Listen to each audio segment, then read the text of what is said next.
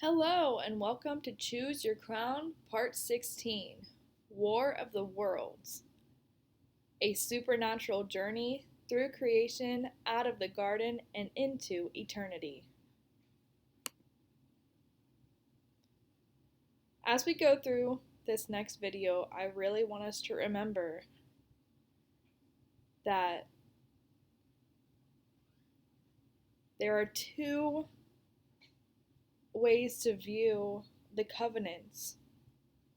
And Sarah is the womb that once was barren and now bursts forth with true inward change. This is who we are to represent when we are in Messiah. Sarah is representative as Israel finally delivered and free from bondage to sin. In the new covenant written on our hearts have been softened to the instructions of Yahuah. Whereas Hagar is the book of the law written in stone to reflect our hearts of stony flesh. There's no true inward change that is made to actually break bondage from sin and unrighteousness, because the goal is to put on Yahushua's righteousness and understand his ways and his instructions and actually do them from an inward change. Not guarding Yahuah's ways leads, and lacking in faith in him, leads to our own bondage. Exodus 9:1. Then Yahuah said to Moses, "Go into Pharaoh and say to him, Thus says Yahuah, the Elohim of the Hebrews, let my people go, that they may serve me." We should all know the story of Exodus and Moses being led by Yahuah to deliver the Israelites from their slavery to the Egyptians, and how prior to that, their area of Goshen is where they had settled thanks to their patriarch Joseph. They had remained in Goshen and so began mixing their ways with that of the Egyptians, while simultaneously becoming in bondage to them. They were physically delivered from Egypt and the rule of Pharaoh, but Egypt still had to be removed from their inward hearts. An inward change is needed in order for us to truly be delivered from bondage, especially the bondage of sin and death. Guarding Yahuah's ways and having faith in him delivers us from our own bondage. As Hebrews 11:27-29 says, By faith, Moses left Egypt, not fearing the king's anger. He persevered because he saw him who is invisible. By faith, he kept the Passover and the sprinkling of blood, so that the destroyer of the firstborn would not touch Israel's own firstborn. By faith, the people passed through the Red Sea as on dry land, but when the Egyptians tried to follow, they were drowned. So now let's look at the patriarchs at a glance, because I'm trying to have all of these things be brought to our remembrance as we go through the rest of these slides. Abraham lived near the Euphrates in Chaldea and sought Yahuah's righteousness. He was the first commanded to leave Chaldea to be different from them, and so he was the first Hebrew, one who crosses over. He was promised that his seed would be blessed and also met Melchizedek, king of Salem. Now, previously in this series, way toward the beginning, because of the book of Yasher, I had said at least once, maybe a few times, that Melchizedek, king of Salem, was Shem. And it's possible. However, as of recently, as I've grown in this walk and have spoken with other people and have taken deeper looks at the book of Yasher, apparently some of the book of Yasher was not truly complete when it came to its manuscripts. So some of it was filled in, and it's possible that the part about Shem being Melchizedek might not be entirely accurate. So that is up to each and every individual to decide on and to seek Yahuah on, because it could be entirely possible that Melchizedek, who Abraham met, could have been Yahushua himself, king of heavenly Jerusalem. It's possible. But after this series wraps up, or maybe even perhaps at the very end of this series, I might go more into depth on that.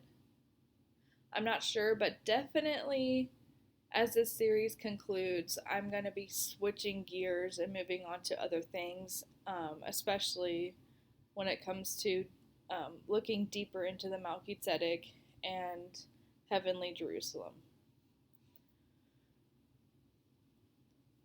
So that's for everybody to consider on their own who Melchizedek, king of Salem, is.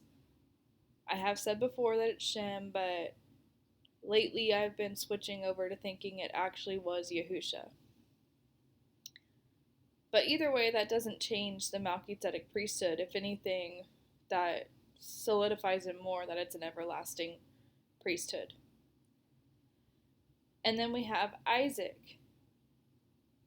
Isaac represents the Israel of promise, and even had the lamb in the thicket be as a sacrifice in place of him to represent what Messiah would later do for the Israel of promise. Jacob. Jacob wrestled with man and with Elohim in order to be given the title of Israel. He represents the regenerate man, or new creation in Messiah. Meanwhile, his brother Esau represents the beast man, or unregenerate man. And remember, we all begin as Esau. So it's not necessarily about us versus our neighbors. It's about us and our inward change. We have to fight the Esau within our own selves and become the regenerate man. And then we have all 12 tribes. So not just Jacob as an individual, but Jacob as a whole. Jacob's sons are the 12 patriarchs. They are of all 12 tribes of Israel, who over time became scattered abroad and are becoming reunited and grafted back into covenantal relationship with Yahuah and Messiah, along with anyone else who were not of the original Israelites, who becomes grafted into the covenant of promise. So once you're grafted in, and we are all of the promise, you're Israel. And then there's Joseph. Joseph represents Messiah and how his own people rejected him and later were brought back to him and could recognize him once he reached the status of a saving king. Moses. Moses is the servant who was used to deliver the original Israelites out of bondage to Egypt to serve their Elohim and be given the covenants. So it's so important to understand all of the patriarchs. This was just some, but to understand the patriarchs, who they represent, what they represent, and how we are supposed to walk that out ourselves. And now I'm going to read from the book of Yasher, chapter 23. And yes, I just said there are some things about the book of Yasher that we need to be watchful for. But I do want to look at some parts where it comes to the ram and the thicket to be in place of Isaac.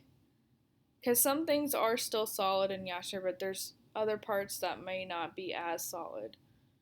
But I'm still not going to just throw the whole entire book of Yasher out, if that makes sense. So everybody needs to divide scripture and these other books as they decide they need divided. But I do want to touch on the ram in the thicket. So this is from Yasher 23. And Isaac said to his father, "Bind me securely, and then place me upon the altar, lest I should turn and move, and break loose from the force of the knife upon my flesh, and thereof profane the burnt offering." And Abraham did so.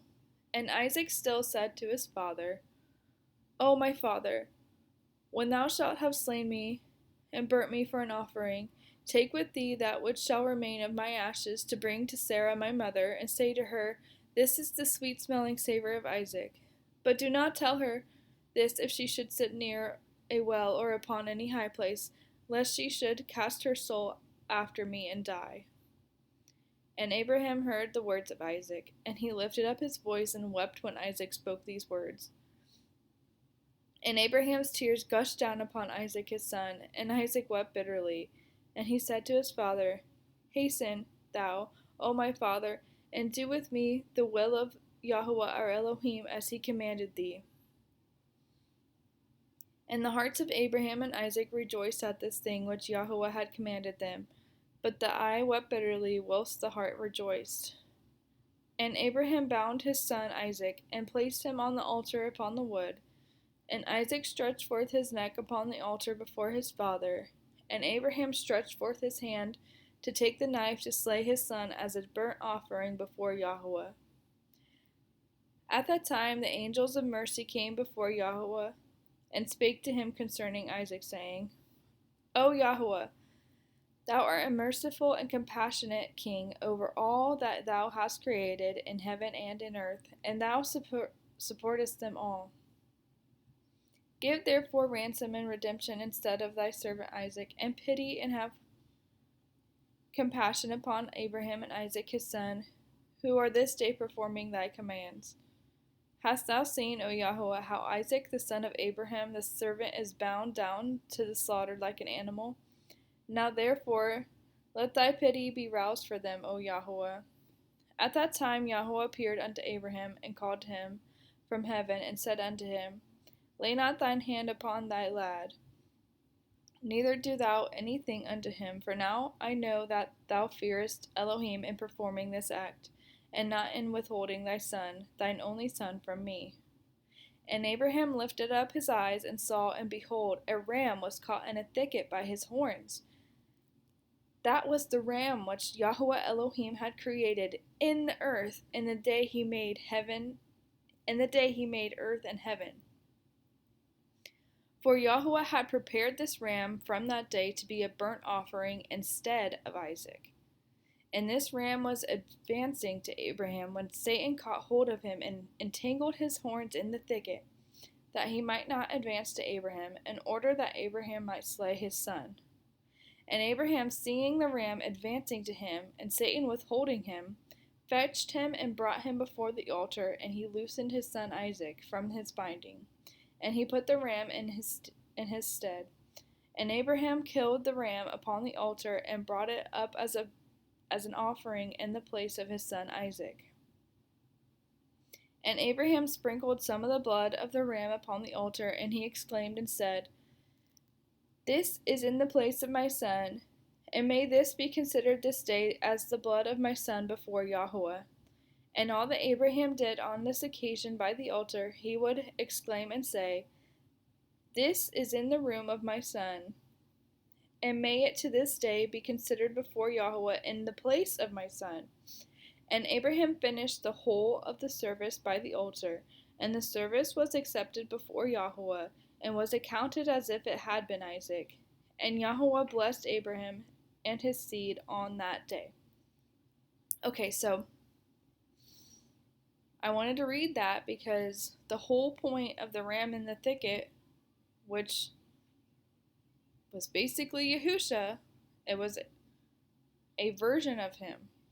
Like, it is him, but we have to remember that there is growth in Scripture. So there was this occurrence with the ram or the lamb, and then there's the Passover of the Israelites where they have to choose a lamb,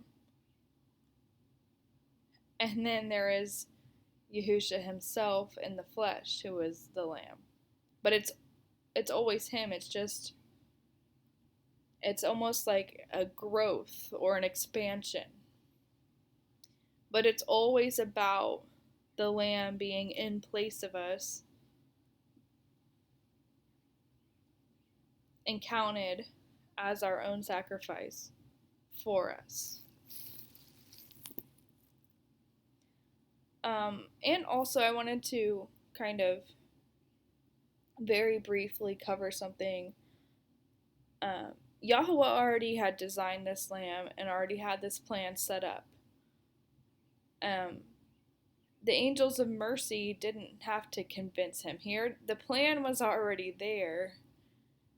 I think they were more concerned that they had seen Hasatan holding the ram back. And so they felt the need to intercede. But Yahuah ultimately had this in his own plan to happen. So I don't want anybody to read that and think, oh, those angels had to convince him. Like, because it kind of does sound that way, but if you think it thoroughly and kind of put it all together, you'll realize that it was still ultimately Yahuah's plan. He didn't need the angels to tell him to do anything. And then we also have 1 Enoch chapter 48. And the purpose of me going through the ram and this and Enoch and a few other things is to show that Yahushua has always been a concept. He didn't just become a concept in the New Testament. He's always been. And there's places even in these apocryphal books where he existed before the New Testament. And I want to make that a little clear because he was made revealed in the New Testament, as I've spoken on before. He was made manifest or revealed in the New Testament, but he was in existence before that, and he was concealed before that. But it was still possible to have an understanding of him. So in Enoch chapter 48, it says, "In that place I beheld a fountain of righteousness which never failed, encircled by many springs of wisdom. Of these all the thirsty drank, and were filled with wisdom, having their habitation with the righteous, the elect, and the holy." This is Enoch speaking, by the way. "In that hour was this Son of Man invoked before the Lord of Spirits, and his name in the presence of the Ancient of Days. Before the sun and the signs were created, before the stars of heaven were formed, his name was invoked in the presence of the Lord of Spirits. A support shall he be for the righteous and the holy to lean upon, without falling, and he shall be the light of the nations. He shall be the hope of those whose hearts are troubled. All who dwell on earth shall fall down and worship before him, shall bless and glorify him, and sing praises to the name of the Lord of Spirits. Therefore the elect and the concealed one existed in his presence before the world was created and forever. In his presence he existed, and he has revealed to the saints and to the righteous the wisdom of the Lord of Spirits, for he has preserved the lot of the righteous, because they have hated and rejected this world of iniquity, and have detested all its works and ways in the name of the Lord of Spirits. For in his name shall they be preserved, and his will shall be their life. In those days shall the kings of the earth and the mighty men, who have gained the world by their achievements, become humble in countenance. For in the day of their anxiety and trouble their soul shall not be saved, and they shall be in subjection to those whom I have chosen. I will cast them like hay into the fire, and like lead into the water. Thus shall they burn in the presence of the righteous, and sink in the presence of the holy, nor shall a tenth part of them be found." Sorry, this might actually be Yahuah speaking. Yeah, I'll have to double check that, but I'm pretty sure it's either Enoch or Yahuah speaking, but it's one of them. "But in the day of their trouble the world shall obtain tranquility.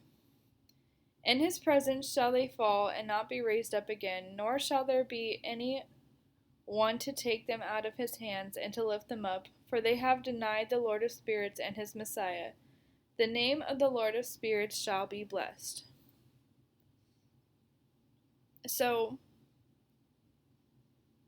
basically this is saying that this is Yahushua,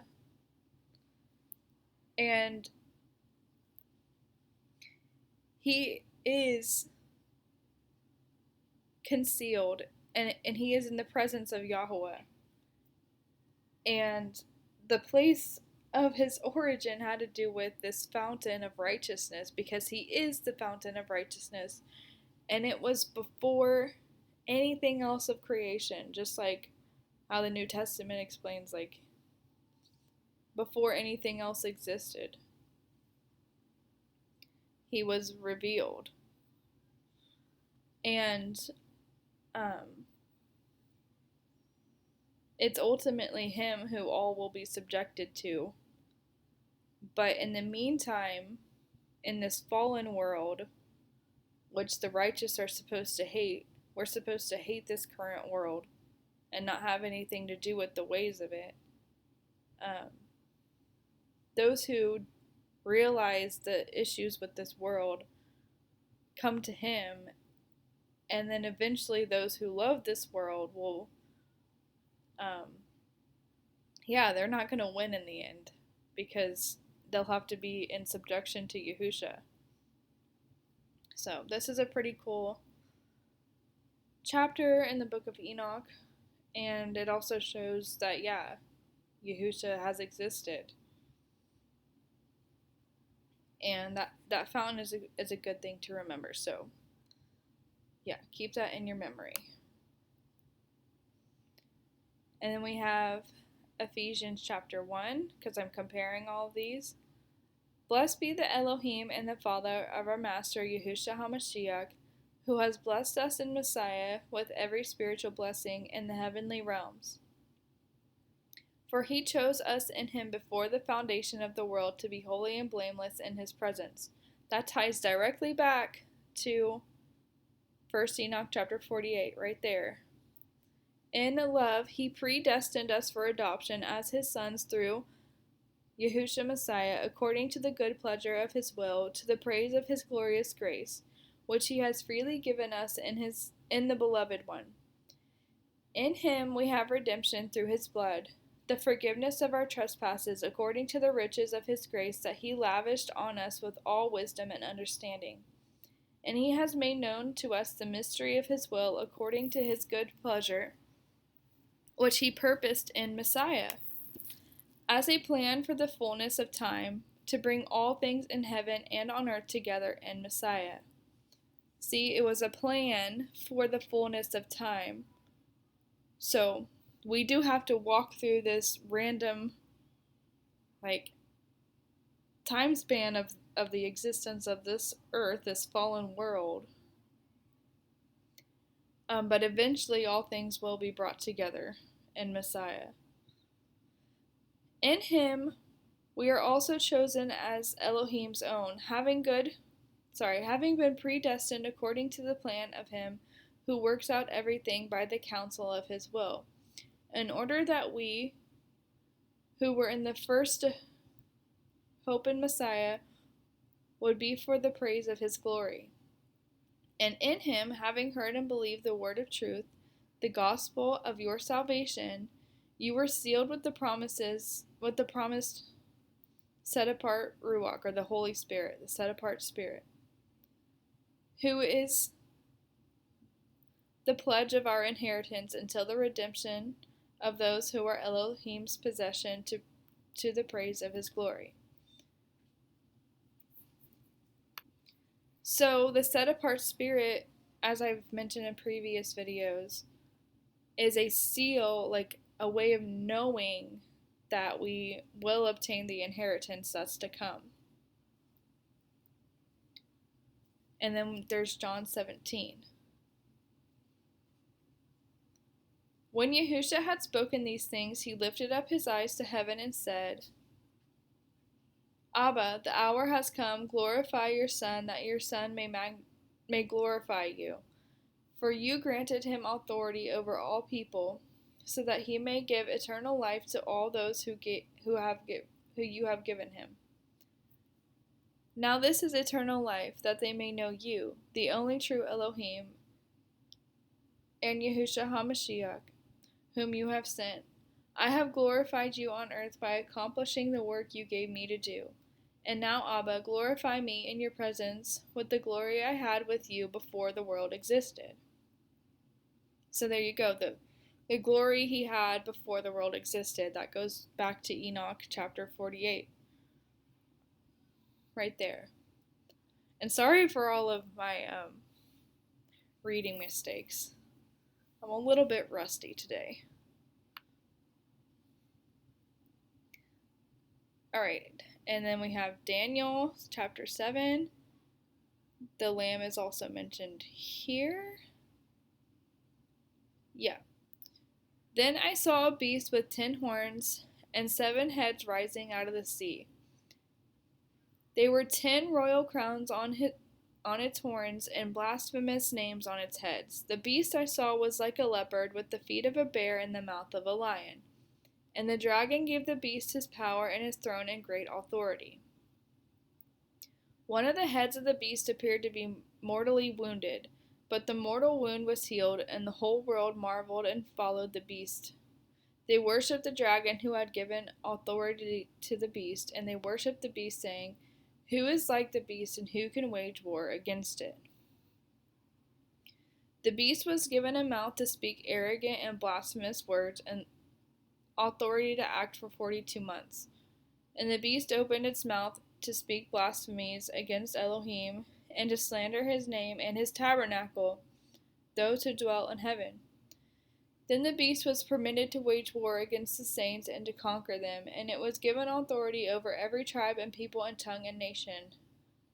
And all who dwell on the earth will worship the beast, all whose names have not been written from the foundation of the world in the book of life belonging to the Lamb who was slain. He who has an ear, let him hear.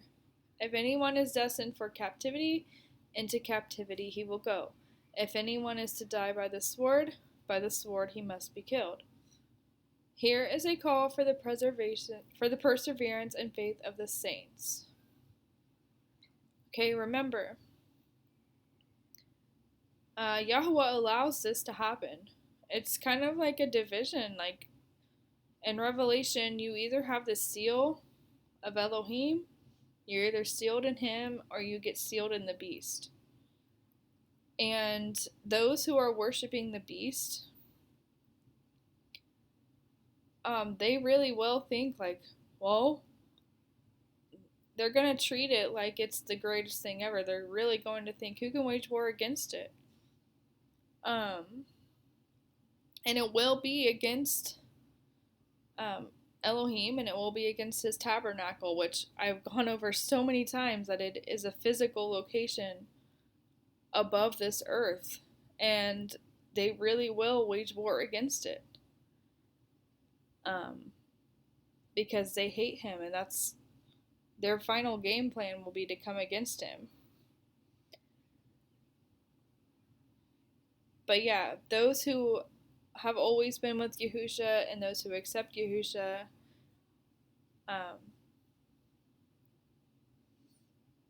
they're written in the book of life, and ultimately they'll be okay.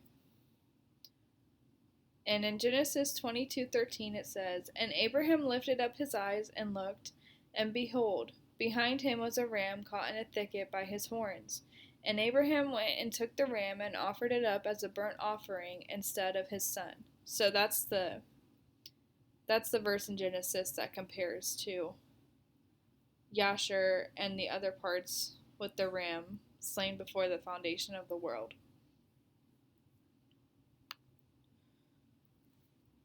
1 Corinthians chapter 1 says, "It is actually reported that there is sexual immorality among you, and of a kind that is intolerable even among pagans. A man has his father's wife, and you are proud? Shouldn't you rather have been stricken with grief and have removed from your fellowship the man who did this?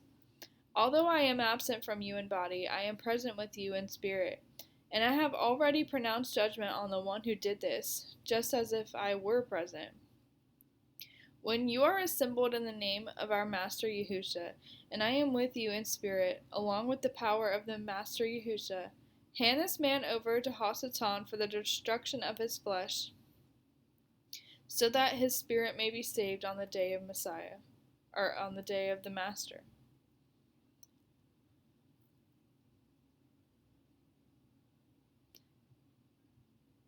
And then there's also 1 Peter chapter 1.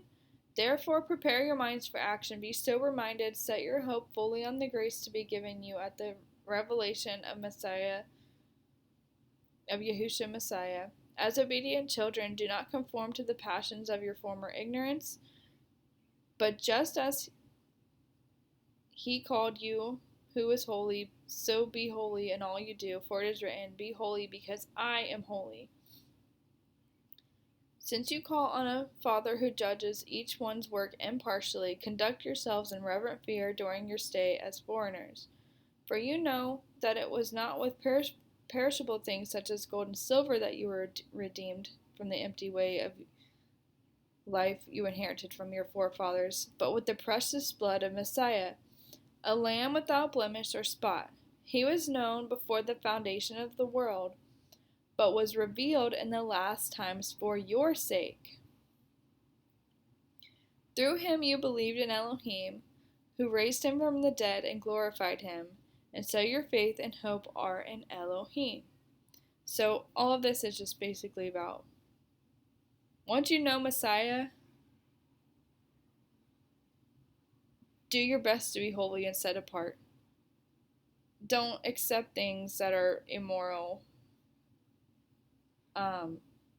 Basically, like, you have to act right once you know him. You can't go back to your former ways or do things that are worse than the ways of the pagans.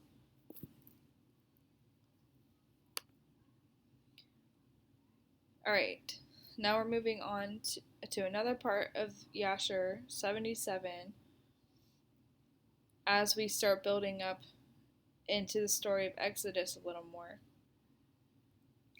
So in Yashar chapter 77, there's the sapphire almond staff of Moses. Now therefore, if it seem good in thy sight, let us send and see whether he is living or dead. But her father knew not that she had supported him. And Reuel, her father, this is talking about Zipporah, Moses' wife. She was helping Moses, and her father didn't know about it. And Reuel, her father, answered and said to her, has ever such a thing happened that a man should be shut up in a prison without food for 10 years, and that he should live? And Zipporah answered her father, saying, surely thou hast heard that the Elohim of the Hebrews is great and awful, and does wonders for them that at all times. He it was who delivered Abraham from Ur of the Chaldeans, and Isaac from the sword of his father, and Jacob from the angel of Yahuah who wrestled with him at the ford of Jabbok. Also with this man has he done many things. He delivered him from the river in Egypt, and the sword of Pharaoh, and from the children of Cush. So also can he deliver him from famine and make him live.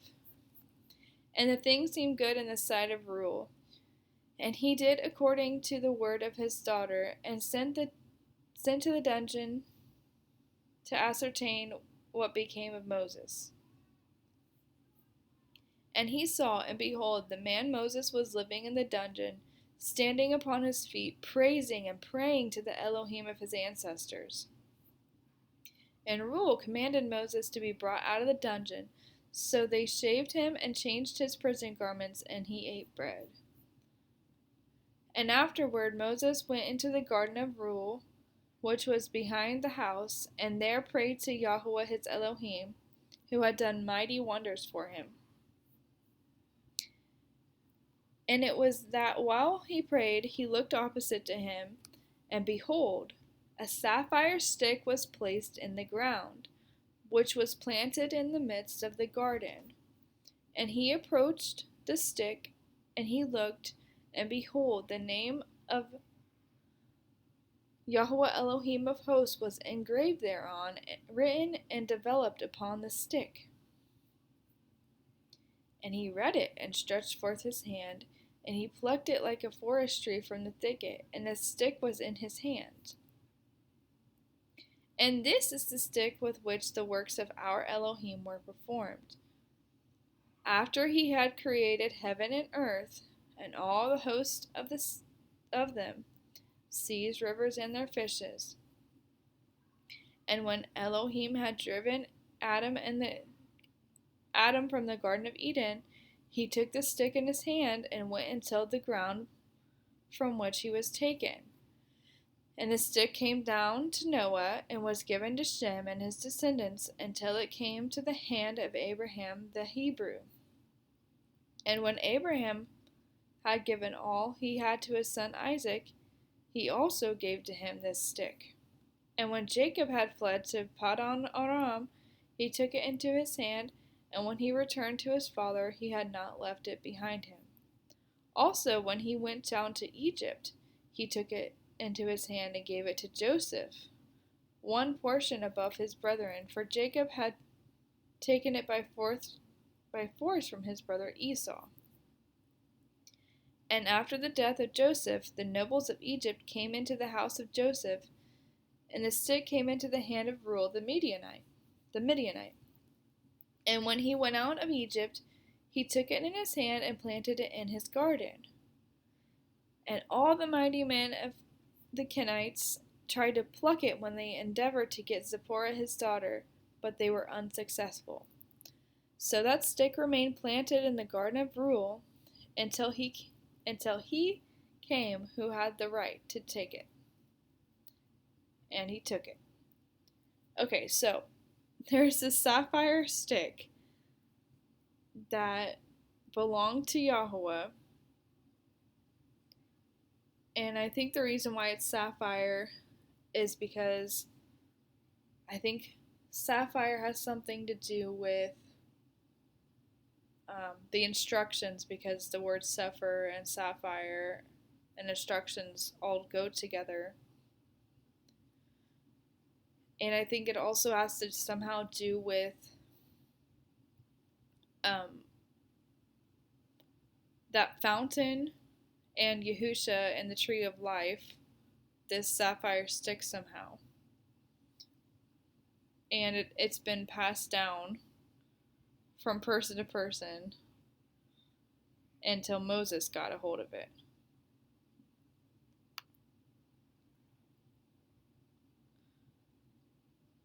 And it's interesting that it's a sapphire staff, because normally when we think of staffs, we think of like wizards and stuff, but this is actually to contrast and compare that Moses is the opposite of that.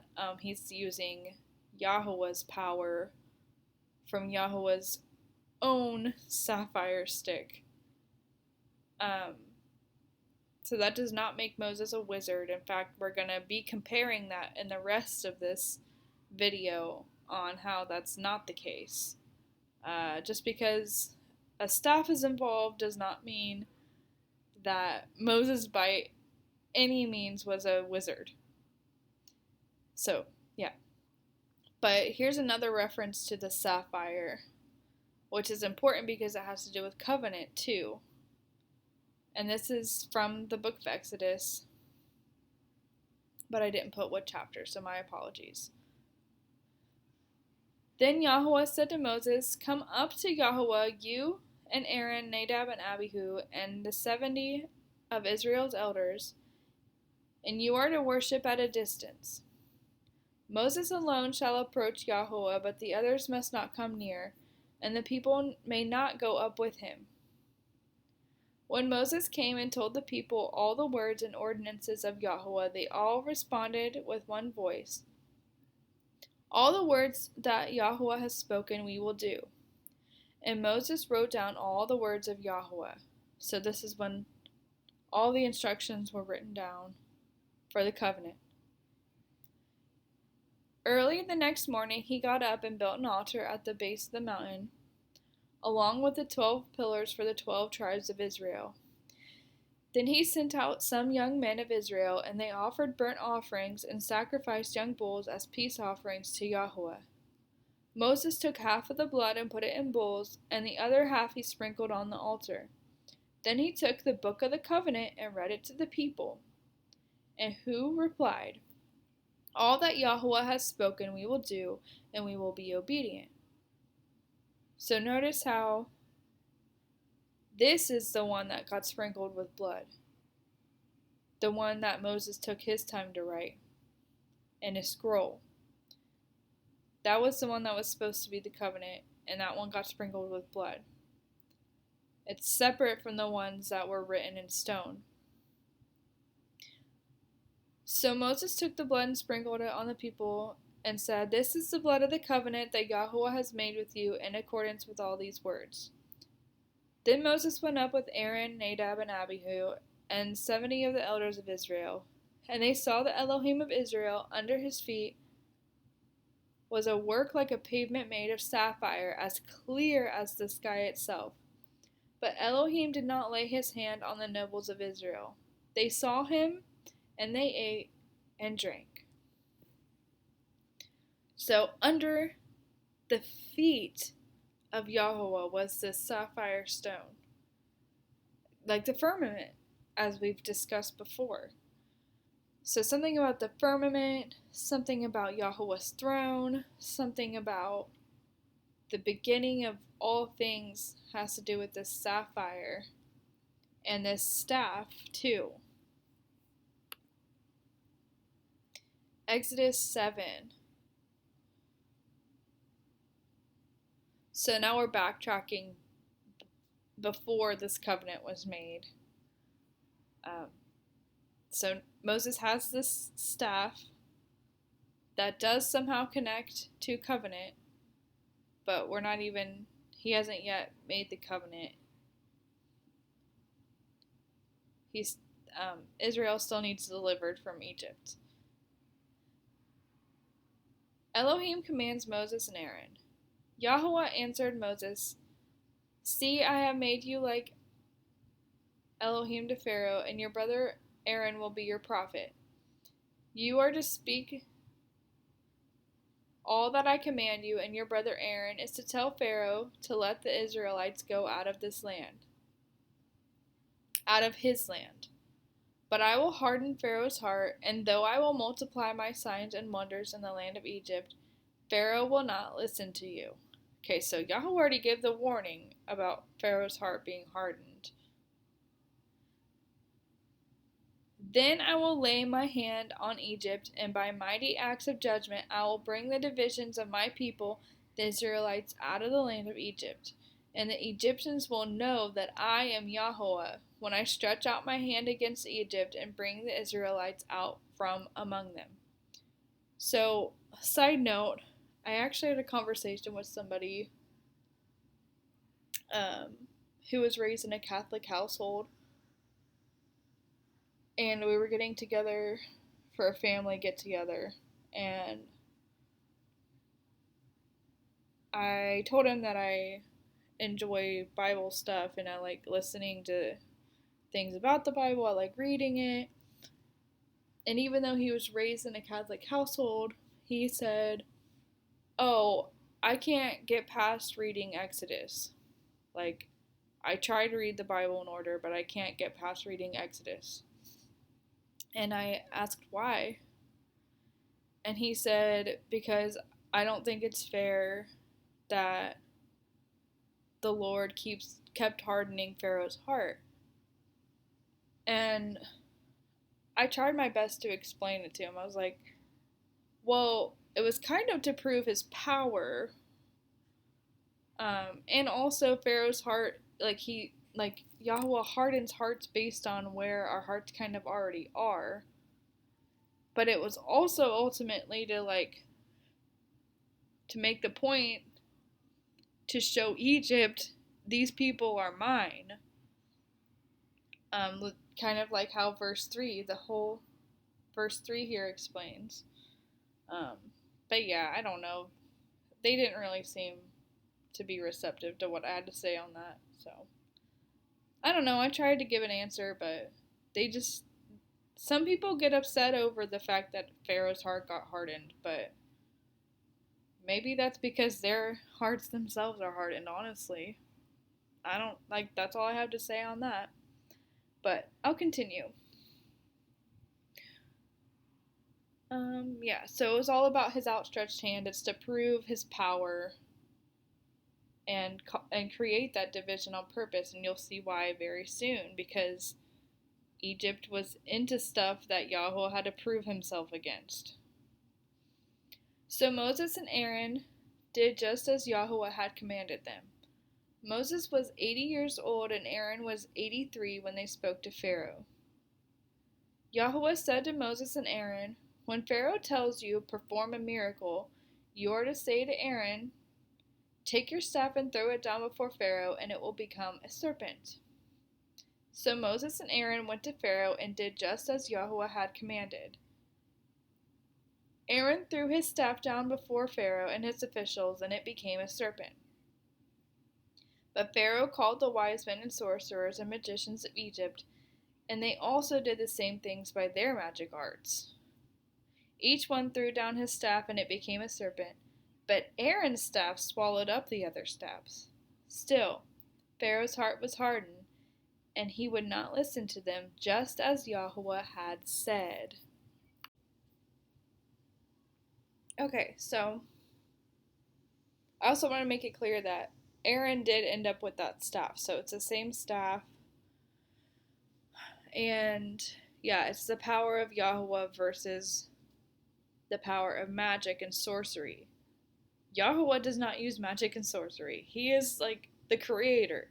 He's using his own power. Magic and sorcery comes from the fallen ones, as we're going to get into. So, Yahuah doesn't use elemental sorcery. Yahuah is the source of all things, so it's all about his power. Whereas a magician or a sorcerer that doesn't love and lean on Yahuah, they use elemental magic. So in our modern technological age, we don't often consider the possibility that sorcery and magic can be real. For many, it is all fantasy, and we especially consider it fantasy because it is shown so often in movies. But what if movies and television programming are often showing us esoterically that magic and sorcery are real? In a previous video, I went over how elemental magic comes from using the power of the wandering stars, and that elemental magic is depicted in Frozen 2. It is shown in many other movies and shows as well, including Avatar: The Last Airbender, Raya and the Last Dragon, Lego Ninjago, The Fifth Element, and more. Once you know about it, you'll notice it everywhere. It's not that this concept is fantasy. It is that it is occult, hidden knowledge, and has been around since the time of the fallen ones, who taught it to mankind in order to use their power rather than the saving power of Yahuah. So in elemental sorcery, like I said, it comes from the wandering stars or the fallen ones. It's even the basis of shamanism and anything that uses elemental magic. It's when you have at least 5 elements. It's like I've said before, they can add more, but it's at least water, earth, air, and fire. And then the 5th one, or the center one, would be the 5th spirit, which is aether or spirit. And aether, we'll get into that. Yeah, that's what the pentagram's all about. It's also what the so-called Star of David is all about. Water pointing down and then earth pointing down with a line. Aether is the fullness of it. This is also the Star of Remphan. That's the true name of it. Air is up, fire is up, and then air has the line. But yeah, it's everywhere. Like, it's crazy how much these symbols are everywhere. In magic and alchemy, elements are called upon in a specific way in order for the fifth element, called aether or spirit, to be utilized. This is basically how one can summon an unclean spirit to work with and be in tune with them. It is often referred to as just energy, chi, life force, the avatar state, and so on, as well as a balanced combination of the other elements. In children's shows and movies, this energy form is often depicted as good, so long as it is in the hands of a trustworthy beholder, and that it is bad if it is in the hands of darkness. But there's no true guidelines, like how do you know if somebody's a truly trustworthy beholder? That's arbitrary. What if it's a good guy or a hero versus a bad guy? But if you don't have any instructions or like strict lines on what's actually good and what's actually bad, you can show a kid anything. And you can say, oh, this is the hero because they do this, and this is the bad guy because they do this. Or we make him look scary, even though they're both using the same types of powers. See how that works? This is also where the idea of white and black magic comes from. But in the end, it's all from the same source. It's still magic. It doesn't matter if it's white or black magic. It's both magic. So as an example, there's Aang from Avatar The Last Airbender. He's in the Avatar state here because he supposedly balanced all four elements, and then he unlocked that fifth element, that Avatar state. The Aether state, they show it in space for a reason because it's like it's kind of like a celestial energy, if you will. And then in Lego Ninjago, they call it the golden power. They won't really tell you what it is. I think they even joke around about it, saying like, oh, we don't really know what his power is, but they know what it is. The golden power needs to be protected, honored. Evil forces will seek it and try to take it for their own. Like I said, it's fine if it's someone loosely good that protects the power, but if it's in the hands of evil, then it's a problem. And Star Wars is the same. Golden power, sometimes referred to as light. It's an elemental essence in Ninjago. It is the most powerful combination of the four main elements, like I said. It's a combo of all four. In their case, it's fire, earth, lightning, and ice. It's closely related to energy and creation. They'll say it has to do with creation energy or celestial energy.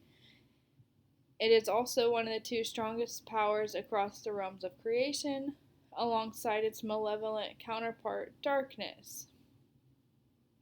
It is generally associated with the color gold, at least in Ninjago it is. In the Green Ninja, the potential to wield golden power was revealed to reside in Lloyd by the golden weapons, marking him as the one to ascend as the Green Ninja.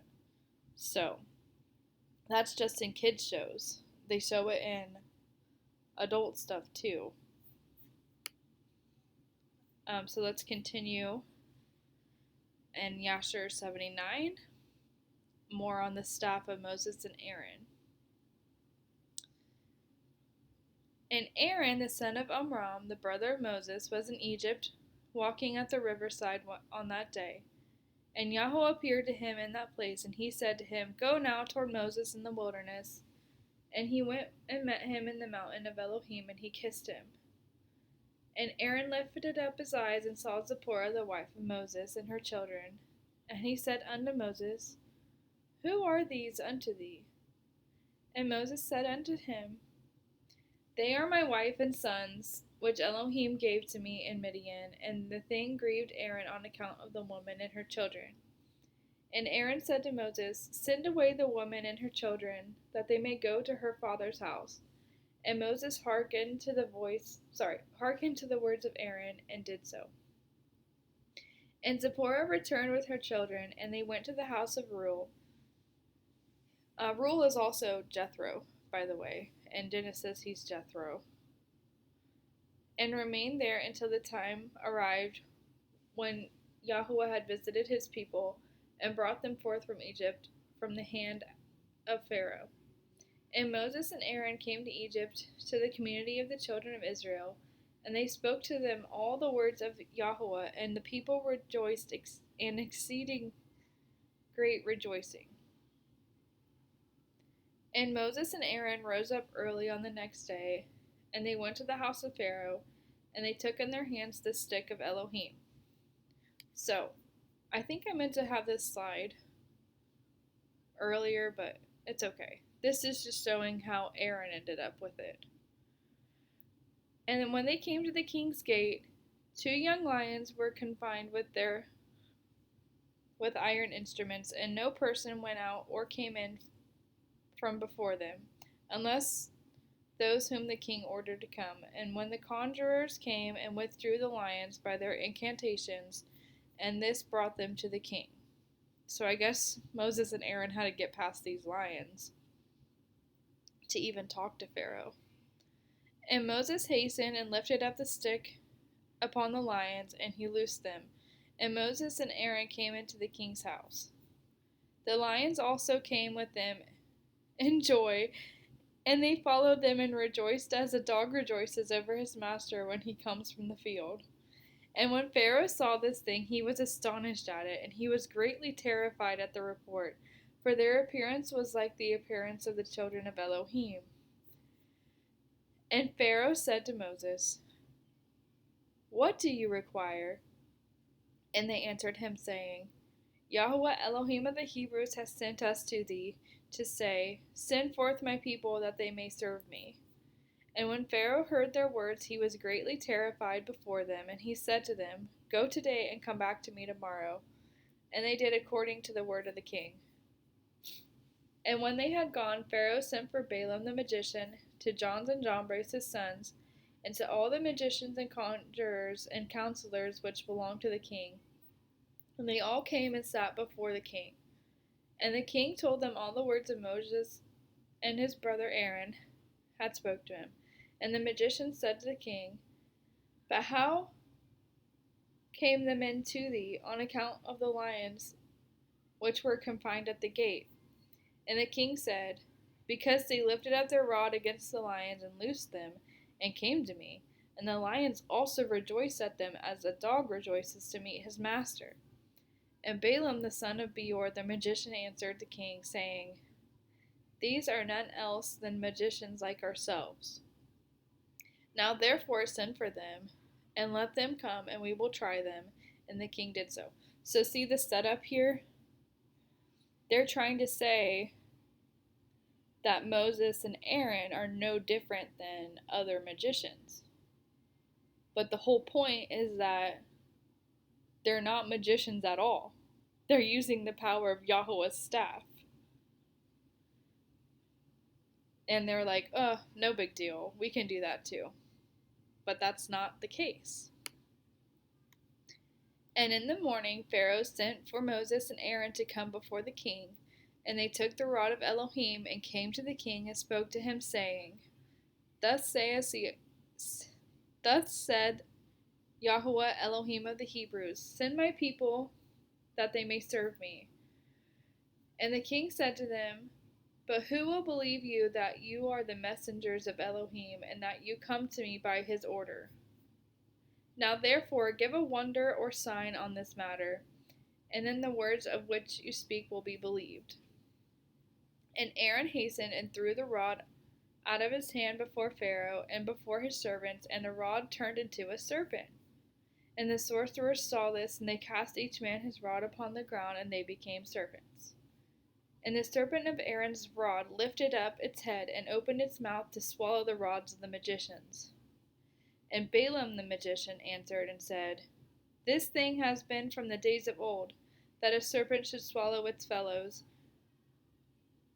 and that living things devour each other. Now therefore, restore it to a rod as it was at first, and we will also restore our rods as they were at first. And if thy rod swallow our rods, then shall we know that the spirit of Elohim is in thee, and if not, thou art only an artificer like unto ourselves. So that's kind of a key thing that Balaam was pointing out. Balaam was saying, well, snakes eat other snakes, so no big deal. But then they needed to see if the rod itself, as a rod, would eat the other rods, and that would prove it. And Aaron hastened and stretched forth his hand and caught hold of the serpent's tail, and it became a rod in his hand. And the sorcerers did the like with their rods, and they got hold, each man of the tail of his serpent, and they became rods as at first. And when they were restored to rods, the rod of Aaron swallowed up their rods. That was to prove it. And when the king saw this thing, he ordered the book of records that related to the kings of Egypt to be brought, and they brought the book of records, the chronicles of the kings of Egypt, in which all the idols of Egypt were inscribed. For they thought of finding their name in the book of They thought of finding therein the name of Yahuah. So, because the whole point was that Moses was saying, yeah, Yahuah wants us to come out of here. So they thought they could find Yahuah in their writings, but they could not.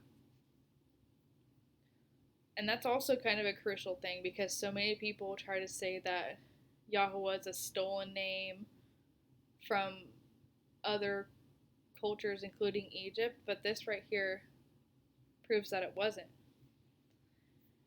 And Pharaoh said to Moses and Aaron, Behold, I have not found the name of your Elohim written in this book, and his name I know not. And the counselors and wise men answered the king, We have heard that the Elohim of the Hebrews is a son of the wise, the son of ancient kings. And Pharaoh turned to Moses and Aaron and said to them, I know not Yahuah whom you have declared, neither will I send his people. And they answered and said to the king, Yahuah Elohim of Elohims is his name, and he proclaims his name over us from the days of our ancestors, and sent us, saying, Go to Pharaoh and say unto him, Send my people that they may serve me. Now therefore send, that we may take a journey for 3 days in the wilderness, and there may sacrifice to him. For from him the days of our going down to Egypt, he has not taken from our hands either burnt offering, oblation, or sacrifice. And if thou wilt not send us, his anger will be kindled against thee, and he will smite Egypt either with the plague or with the sword. And Pharaoh said to them, Tell me now his power and his might. And they said to him, He created the heaven and the earth, and the sea, and all the fish of. He formed the light, created the darkness, caused the rain upon the earth, and watered it. And he made the herbage and grass to sprout. He created man and beasts and animals, and the forests, and the birds of the air, fish of the sea, and by his mouth they live and die. Boom! That is Yahuah right there, the creator. That's where they're getting that power from. And Pharaoh knows him not, and Yahuah is about to prove himself.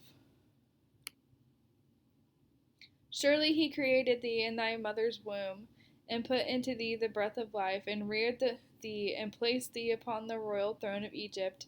And he will take thy breath and soul from thee, and return thee to the ground whence thou was taken. And the anger of the king was kindled at their words, and he said to them, But who amongst all the Elohim of nations can do this? My river is mine own, and I have made it for myself. And he drove them from him, and he ordered the labor upon Israel to be more severe than it was yesterday and before. And Moses and Aaron went from the king's presence, and they saw the children of Israel in an evil condition, for the taskmasters had made their labor exceedingly heavy. And Moses returned to Yahuah and said, Why hast thou ill-treated thy people? For since I came to speak to Pharaoh, what did thou send me for? He has exceedingly ill-used the children of Israel. And Yahuah said to Moses, Behold, thou wilt see that with an outstretched hand and heavy plagues Pharaoh will send the children of Israel from his land. And Moses and Aaron dwelt amongst their brethren, the children of Israel, in Egypt. And as for the children of Israel, the Egyptians embittered their lives with the heavy work which they imposed upon them. This is also sort of a theme for Revelation and Jacob's trouble, because in order to get our deliverance, we also, like, the taskmasters or modern Egypt will make our lives harder. Like, prices will go up, bad things will start happening, our labor will increase, and we can't turn it around and blame Yahuah like Moses was asking. We can't say, hey, why are you making it worse on us? Aren't you supposed to be delivering us? Because the whole reason why things get worse is because Egypt is mad that Yahuah is trying to deliver his people. So we have to keep that in our perspective too, especially as things get harder in these days to come. It's not because of Yahuah, it's because Egypt or the world gets mad at Yahuah's people for Yahuah wanting to deliver them. Alright, so, and that's also when the plagues will come upon them. So ultimately the deliverance does come. We just have to go through the trouble and the hard times before that. Pharaoh's sorcerers in the book of Exodus, even though there are only a few verses about them, had to have used the basis of elemental sorcery for their use of magic when going up against the power of Yahuah through Moses' rod, that later became Aaron's rod. What we need to know when reading Exodus is that Moses was not using magic or sorcery. Moses was using the power of Yahuah, and that his staff even connects back to the sapphire foundation of the world that connects directly to Yahusha, and the power worked through Moshe's faith. Meanwhile, the sorcerers of Pharaoh, who did not know Yahuah, and nonetheless had no faith in Yahuah, were using the power of unclean spirits through the use of their staffs. Remember, because they had a whole book of their gods. We have to remember that there is one set-apart spirit there's one set-apart spirit of the all-powerful Creator, and there are many unclean spirits and fallen ones that have corrupted power. That is why we are not supposed to give unclean spirits our belief or trust, because they will utilize it to do their own will against the Most High. Their powers are only a counterfeit, and they can only counterfeit up to a point. That is why Pharaoh's sorcerers could replicate what Yahuah could do only for the serpents and the first two plagues on Egypt, but after that they couldn't.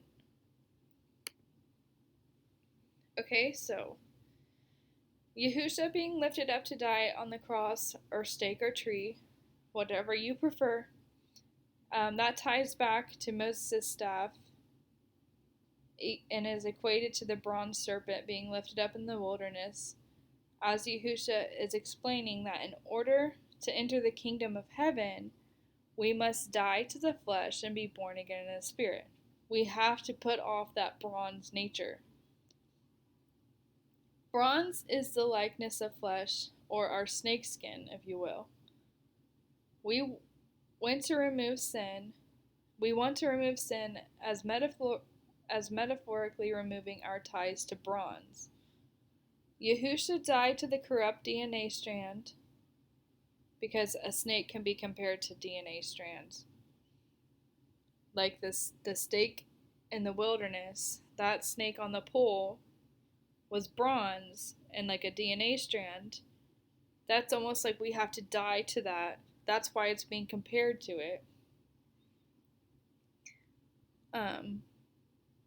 He died to the corrupted DNA strand to heal us now, to later give us the new DNA in our incorruptible bodies. New DNA destroying corruptible DNA is shown when Aaron's staff eats the magician's staffs. I put as snakes, but we know that it did it as a rod and as snakes. So remember, these rods and staffs and snake comparisons, you can tie it always back to DNA, or like who ultimately wins and what are we supposed to be putting off. Which is why Yahushua is compared to that serpent, that bronze serpent in the wilderness that was lifted up. Not because he is it, but because he died to that. He died to the bronze nature. He died to the sin nature.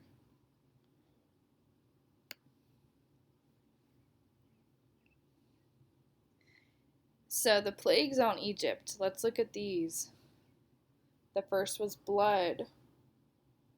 The second was frogs. And the Egyptians, with their sorcery, they were able to do the blood and frogs. They were not able to do the gnats. They were not able to do the flies. They couldn't do the livestock one. And then later came boils, hail, locusts, darkness, and the death of their firstborn. So Yahuah had to do all of this to prove that he is the creator and that it is he who delivers.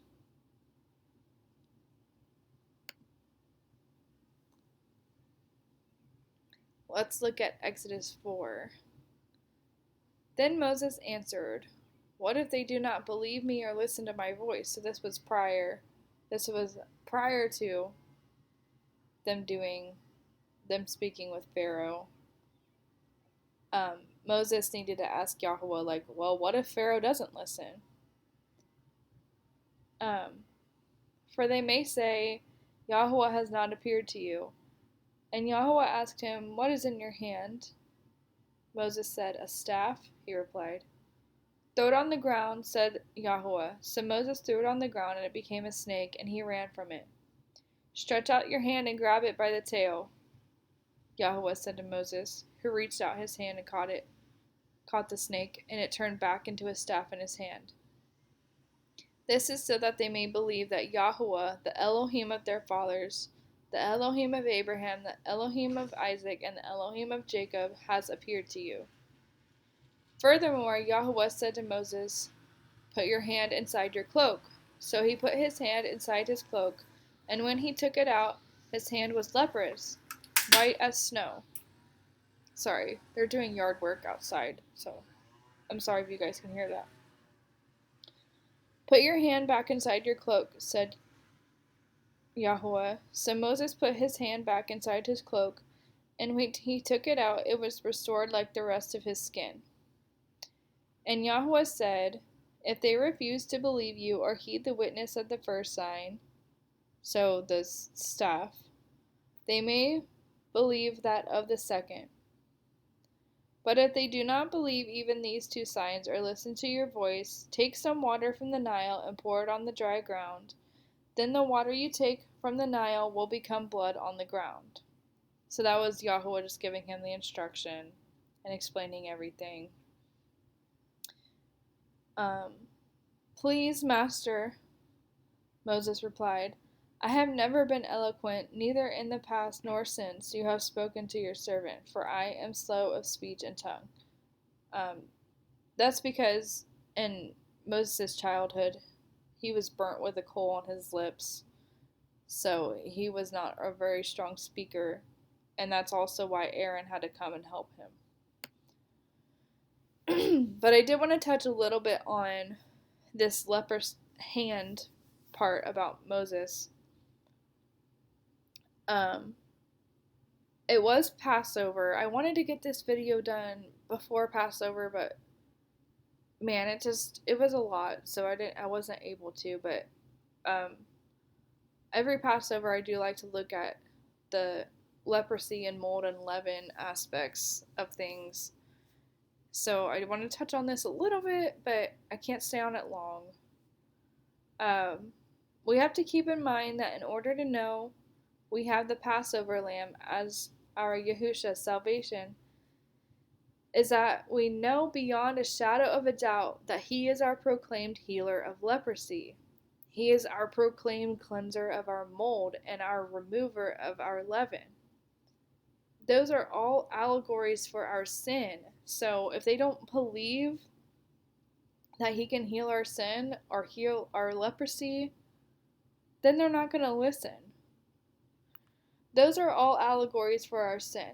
Our sin that destroys and is nearly impossible to remove, all on our own. Like, you can't remove leprosy all by yourself. You can't remove mold entirely, and you can't remove leaven entirely. They all just exist, and it's really hard to truly get rid of them. Just like sin. But only Yahuah can do that. So yeah, it's nearly impossible to remove all our own, like, mold and leaven. Yeast is nearly impossible to get rid of, same with mold, because they're everywhere already, and once they begin growing, you can hardly stop them. It can only be entirely removed by the renewing fire and cleansing of our Savior. When people are in disbelief that he can remove such things, and that he is able to remove our sin nature to replace it with his spirit within us, and begin to turn to the world instead, so like when people turn to the world instead of him, that is when the plagues begin. And that is when there is a separation of those who belong to Yahuah and those who do not. Just like in Exodus and just like in Revelation. When they start to not trust in him to remove our sin and be our cleanser, that's when it goes wrong. Because you can either choose the singular door or tree, the set apart spirit of the lamb, of the Passover lamb, or, like in Egypt, you get a legion of doors or trees or different spirits, elemental spirits. I think they even had, in ancient Egypt, they had this doorway symbol that they would put on certain buildings where it was like an archway of multiple doors to show like it was like a legion of doors, because they were into all these multiple gods, these multiple spirits. Like in Monsters Inc., a legion of doorways, a legion of monsters coming in.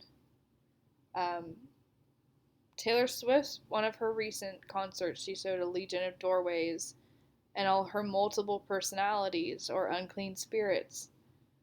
And then there's the green man who resembles unclean spirits of trees or doorways. But we want the singular door, the singular set apart spirit, the singular Passover lamb.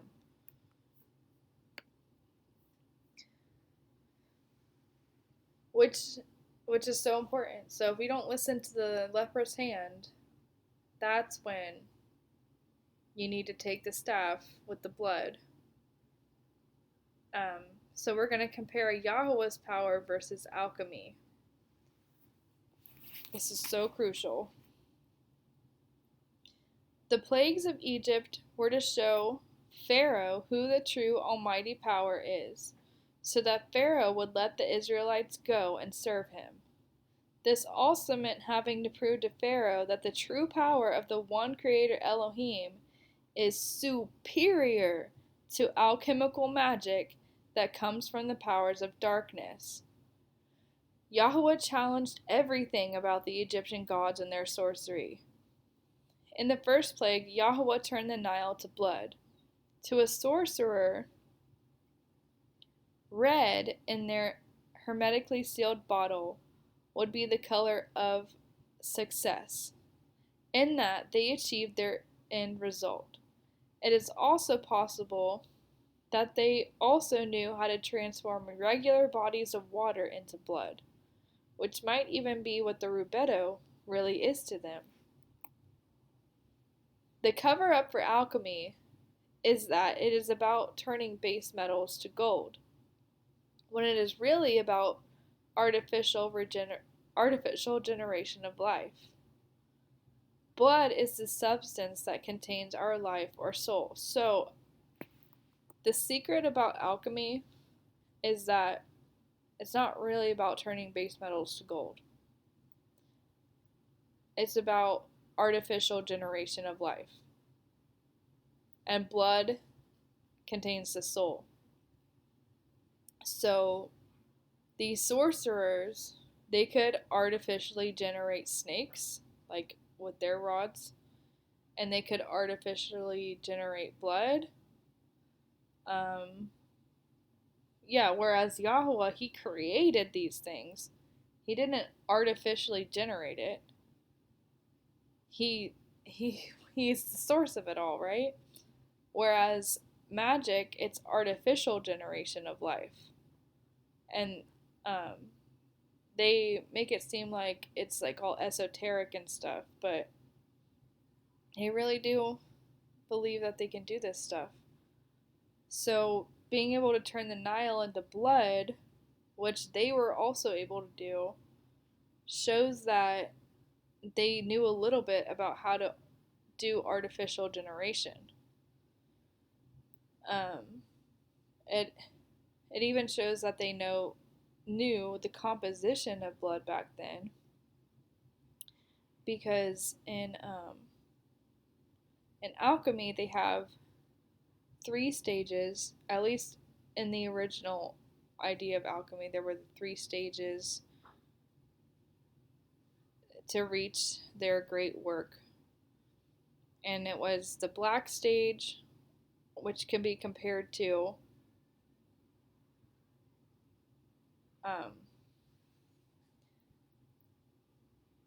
a part of the composition of blood, that looks darker, like that would be like the composition of blood that is the red blood cells, which are dark, so they almost look black. And then they had the white phase in alchemy, which is almost like the platelets when you divide up blood. And then you have the red phase, or like the gold, because to them the philosopher's stone is red or gold, and that's like the plasma, the water, proteins, and electrolytes, which is kind of messed up, but it shows that they knew that even back then. So rubetto, like that gold plasma,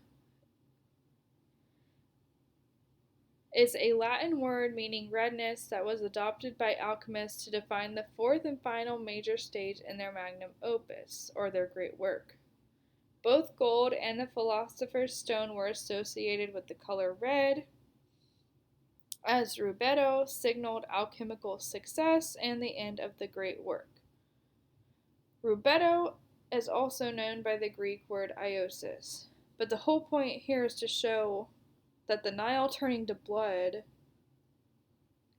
when Yahuah did it, is to show that, yeah, he's the creator, so he can do that.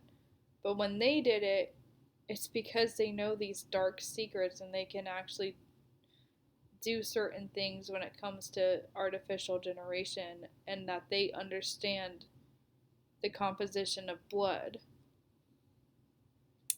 But they know that because they're dark. They know dark secrets.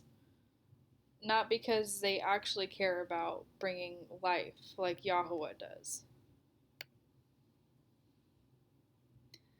The second plague that the sorcerers were able to recreate were the plague of frogs. Remember, Yahuah is the creator, so of course he can generate living beings from the dust, since he was the one able to do it in the first place, right? Like he made Adam from the dust. What the sorcerers and alchemists discovered is that they could use unclean spirits to produce living beings from non-living matter through putrefaction, and frogs were one of the creatures able to be spontaneously generated. So basically, they have life generate from putrefaction or death. But Yahuah can just have life spring forth without needing steps. He doesn't need steps like they do. They have like a step or a process. Yahuah can just do it. Egypt was even called Mitzrayim through the son of Ham, which I talked about in previous videos, because of its fertile soil. Frogs, swamps, and fertile soil are esoterically associated with putrefaction and spontaneous generation.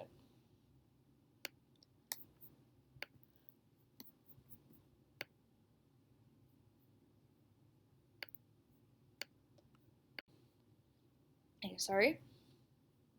Exodus and Revelation. So, as I've mentioned, Exodus and Revelation compare to one another because there was the first Exodus and then there will be the greater Exodus.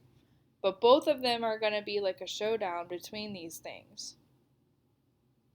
The book of Revelation, in a way, is the book of the greater or second Exodus, and many of the plagues parallel one another for a very similar scenario of Yahuah's end times people coming out of the nations, out of the world, to ultimately belong to Him. Many of the plagues in the first Exodus are repeated and more deadly and more widespread in the second Exodus. The concept of it being the Most High versus alchemical sorcery still remains the same, as we will continue to uncover. So, the plagues in Exodus, the first plague in Exodus was the water turned to blood. That's in Exodus 7. And in Revelation, there are 3 places where things are turned to blood, waters are turned to blood. You can save this chart too if you need it. I'm not going to go over every part because I don't want this video to be too long. The second is the frogs, as I mentioned. That's also in Exodus 7. And in Revelation, there's 3 unclean spirits like frogs. And the third, it's gnats. There's not necessarily mention of gnats. There's also not necessarily mention of flies or pestilence of livestock in Revelation. But there definitely is mention of famine, which is basically the same thing as pestilence. 6 is boils. Revelation has the festering ugly sores or boils. 7th is hail and lightning. There's plenty of that in the book of Revelation, even mixed with blood. Hail and fire mixed with blood. The 8th plague is locusts. You can find locusts in the book of Revelation in chapter 9. There's darkness. There's plenty of darkness in the book of Revelation mentioned. And then the 10th plague is death at the firstborn or the destroying angel. And in Revelation, 1/3 of mankind is taken out by the angels of death. So that's the greater Exodus right there. But let's talk a little bit about spontaneous generation. Remember, this is the sorcerer's side of things. This is not at all what Yahuah does. Okay, and I just pulled this from Wikipedia, but trust me, it's all here. Like, I do pull things from Wikipedia, but Wikipedia is basically just a hub of links that people compiled together anyway, which is what I would have done. So, spontaneous generation means both the supposed process by which different types of life might repeatedly emerge from specific sources other than seeds, eggs, or parents, and the theoretical principles presented in support of any such phenomena. Crucial to this doctrine are the ideas that life comes from non-life and that no causal agent, such as a parent, is needed. So that would be like magic, you know. Supposed examples included the seasonal generation of mice and other animals from the mud of the Nile. Remember, this has everything to do with Egypt and the Nile. The emergence of fleas from inanimate matter such as dust, which Yahuah was able to do, but the sorcerers couldn't. Or the appearance of maggots in dead flesh. But we know some things that are spontaneous generation really are just things that we microscopically cannot see. Like, that's because of fly eggs, but they didn't know that back then. Such ideas have something in common with the modern hypothesis of the origin of life, which asserts that life emerged some 4 billion years ago from non-living material. So they connect this back to evolution. And that's a lot of what the Jesuits and stuff were doing too. They were connecting these alchemical concepts to build up their evolution narrative. Over a time span of millions of years and subsequently diversified into all forms that now exist. So the term equivocal generation, sometimes known as heterogenesis or xenogenesis. See, the X is a reoccurring theme lately because of xenogenesis, describes the supposed process by which one form of life arises from a different, unrelated form, such as tapeworms from the bodies of their hosts, and so on. Alright, and this is what all the philosophers would believe. Remember, philosophy is directly against Yahuah, even though people like to think that it's not. Active in the 6th and 5th centuries BCE, early Greek philosophers called physiologoi in antiquity, which would be physical or natural philosophers, attempted to give natural explanations of phenomena that had previously been ascribed to the agency of the gods. The physiologoi sought the material principle or arc of things, emphasizing the rational unity of the external world and rejecting theological or mythological explanations. So, this is when they began to try and make it more philosophical rather than ascribing it to the gods like Egypt did. But they still all were tying it together. Alright, so more on spontaneous generation. Frogs were believed to have spontaneously generated from mud. Mice were believed to become pregnant through the act of licking salts, or grew from the moisture of the earth. Now that's been debunked. Barnacle geese were thought to have emerged from crustacean, or the goose barnacle, which that's a really weird myth to look into. They thought snakes could generate from the marrow of the human spine, like Medusa. Eels had multiple stories. Aristotle thought some stuff about eels. I think some eels are still a mystery to this day on how they repopulate. Bookworms could generate from excessive wind. Bees were generated in decomposing cows. This is the bees we will get more into in another video. I think this is also somewhere in the Old Testament. There's a story of bees in, I think, a lion. So this one's not necessarily discounted. Bees were generated in decomposing cows through a process known as begonia. Samson's riddle led some to believe they could also generate through the body of a lion. So there's something to bees being spontaneously generated.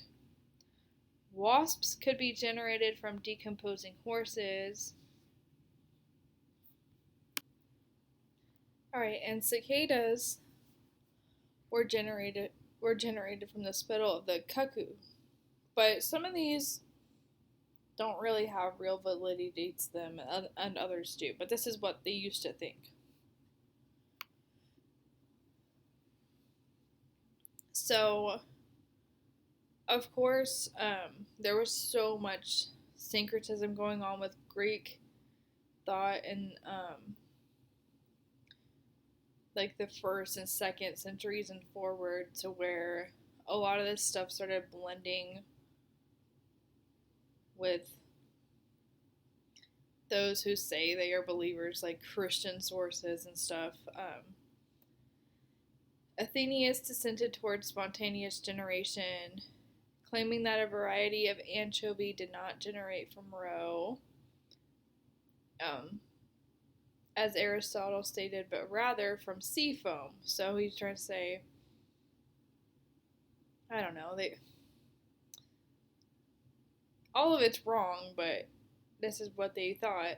As the dominant view of philosophers and thinkers continued to be in favor of spontaneous generation, some Christian theologians accepted the view.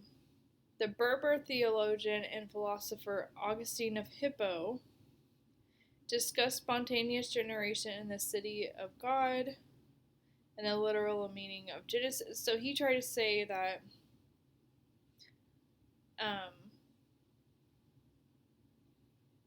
Yahuah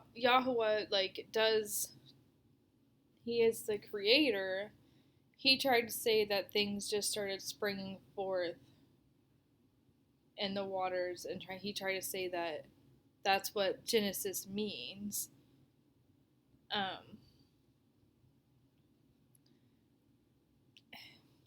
So he tried to say that, like, that's what was happening and continues to happen, and so on.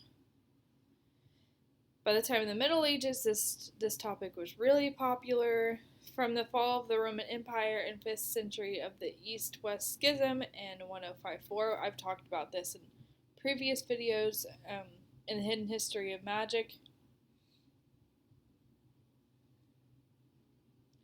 how these concepts kind of started like branching towards each other. The influence of Greek science declined, although spontaneous generation generally went unchallenged, so they still thought it. New descriptions were made. Of the beliefs, some had doctrinal implications. In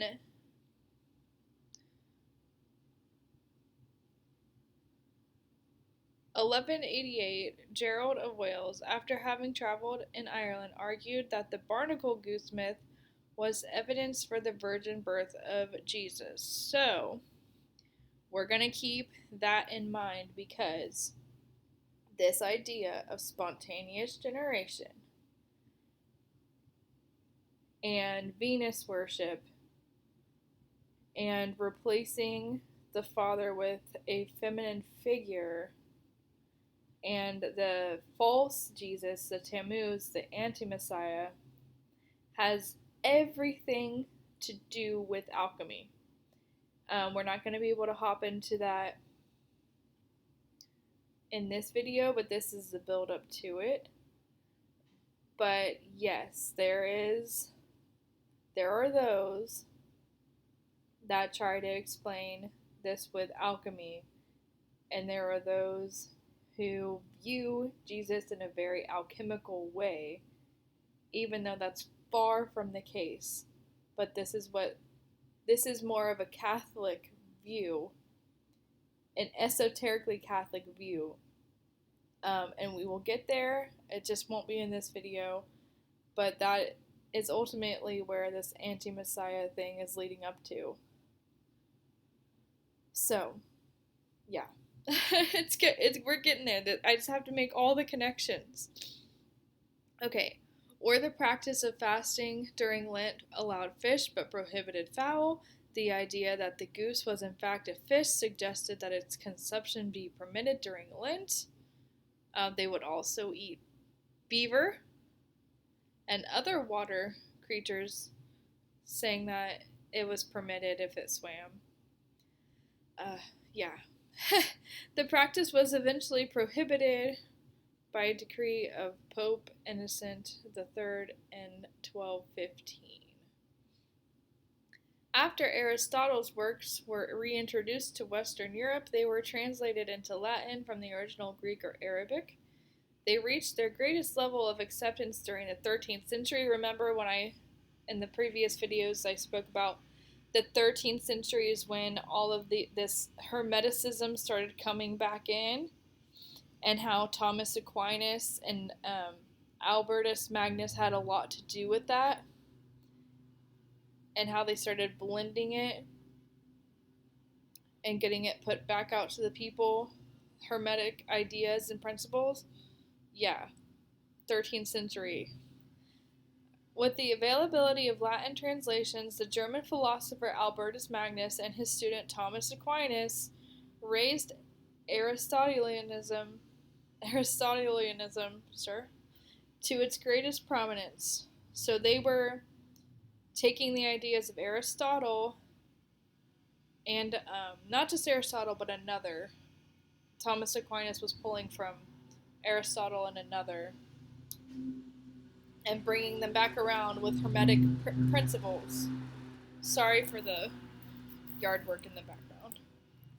Albert wrote a paraphrase of Aristotle. De causis et ratione universitatis, in which he removed some commentaries by Arabic scholars and incorporated others. I think that might say the cause of process in the universe, maybe? The influential writings of Aquinas on both the physical and metaphysical are predominantly Aristotelian, but show numerous other influences because, as I mentioned in the Hidden History of Magic, Thomas Aquinas, he was blending so much together. He was taking like Hermetic principles, philosophical principles, and blending them with Christianity, which is a huge thing that I disagree with, but he managed to do it.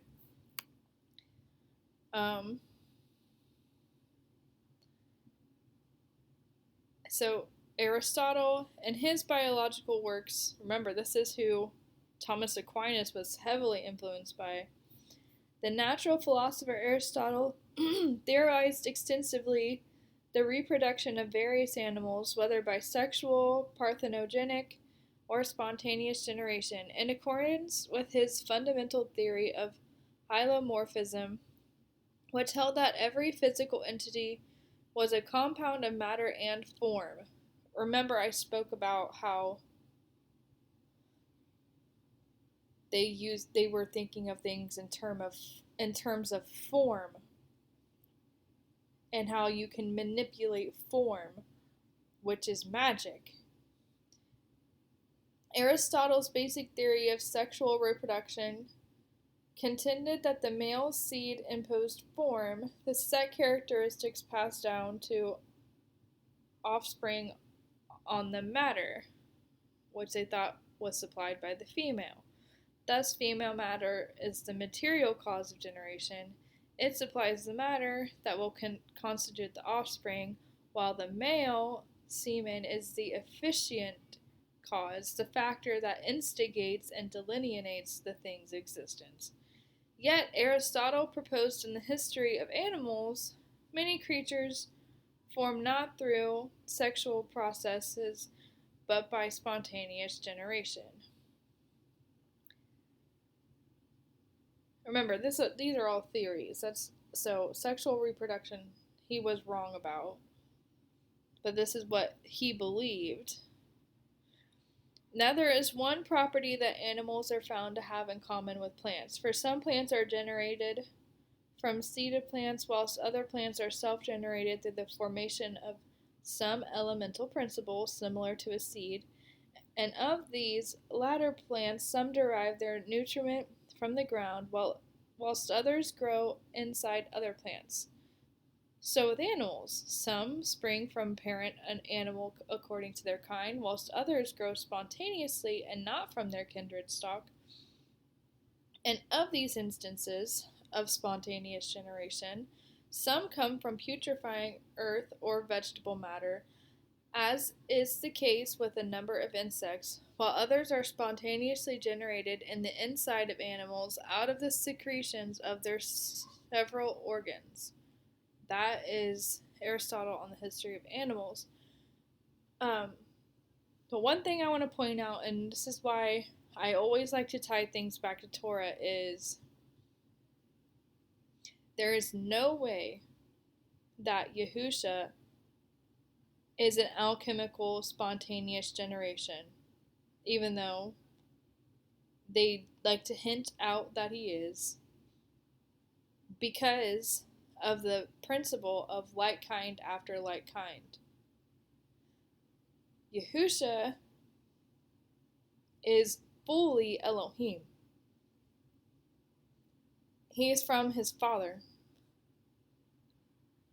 So he's fully Elohim. He's like kind after like kind. He was made revealed in the womb, because a womb is a place where things are made manifest. That's it. It's that simple. He wasn't something that spontaneously generated.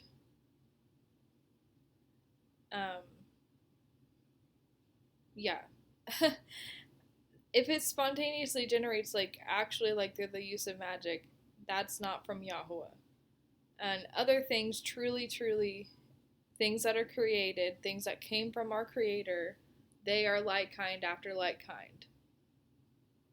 And if it's been mixed, or mixed in ways that Yahuah doesn't approve of, that is all done by people and humans and man's philosophies. Okay. According to this theory, living things may come forth from non-living things in a manner roughly analogs to the information of the female matter by the agency of the male seed seen in sexual reproduction. Non-living materials, like the seminal fluid present in sexual generation, contain pneuma or vital heat. This is what Aristotle thought. He believed in this idea of vital heat. And according to Aristotle, pneuma had more heat than the regular air did, and this heat endowed the substance with certain vital properties. Okay. The power of every soul seems to have shared in a different and more divine body than the so-called four elements. For every animal, what makes the seed generative inherits in the seed and is called its heat. So he's basically, what Aristotle's doing here is he's saying the combination of the four elements, so once again, it's going back to the magic, the elemental magic, plus this fifth, which he's saying is pneuma, or spirit, or heat, right? That ether. He's saying that things can spontaneously generate if you have the four elements plus ether, but he calls it pneuma, or vital heat. So, once again, he's describing a magical process. But this is not fire or some such power, but instead the pneuma, or like their idea of spirit or vital heat or aether, that is enclosed in the seed and in foamy matter, this being analogs to the element of the stars. See how that takes you back to that elemental, um, celestial power, like how I showed at the beginning, Avatar The Last Airbender showed the celestial power.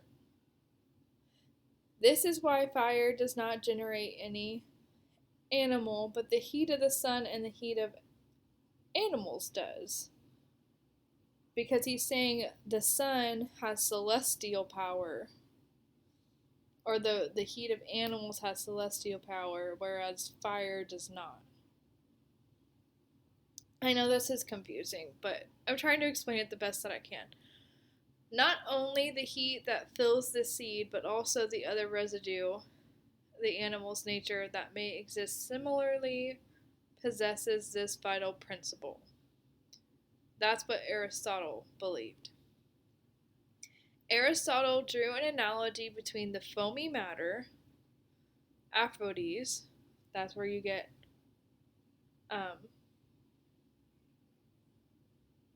what's her name? The woman in the shell, the foamy matter, Aphrodite,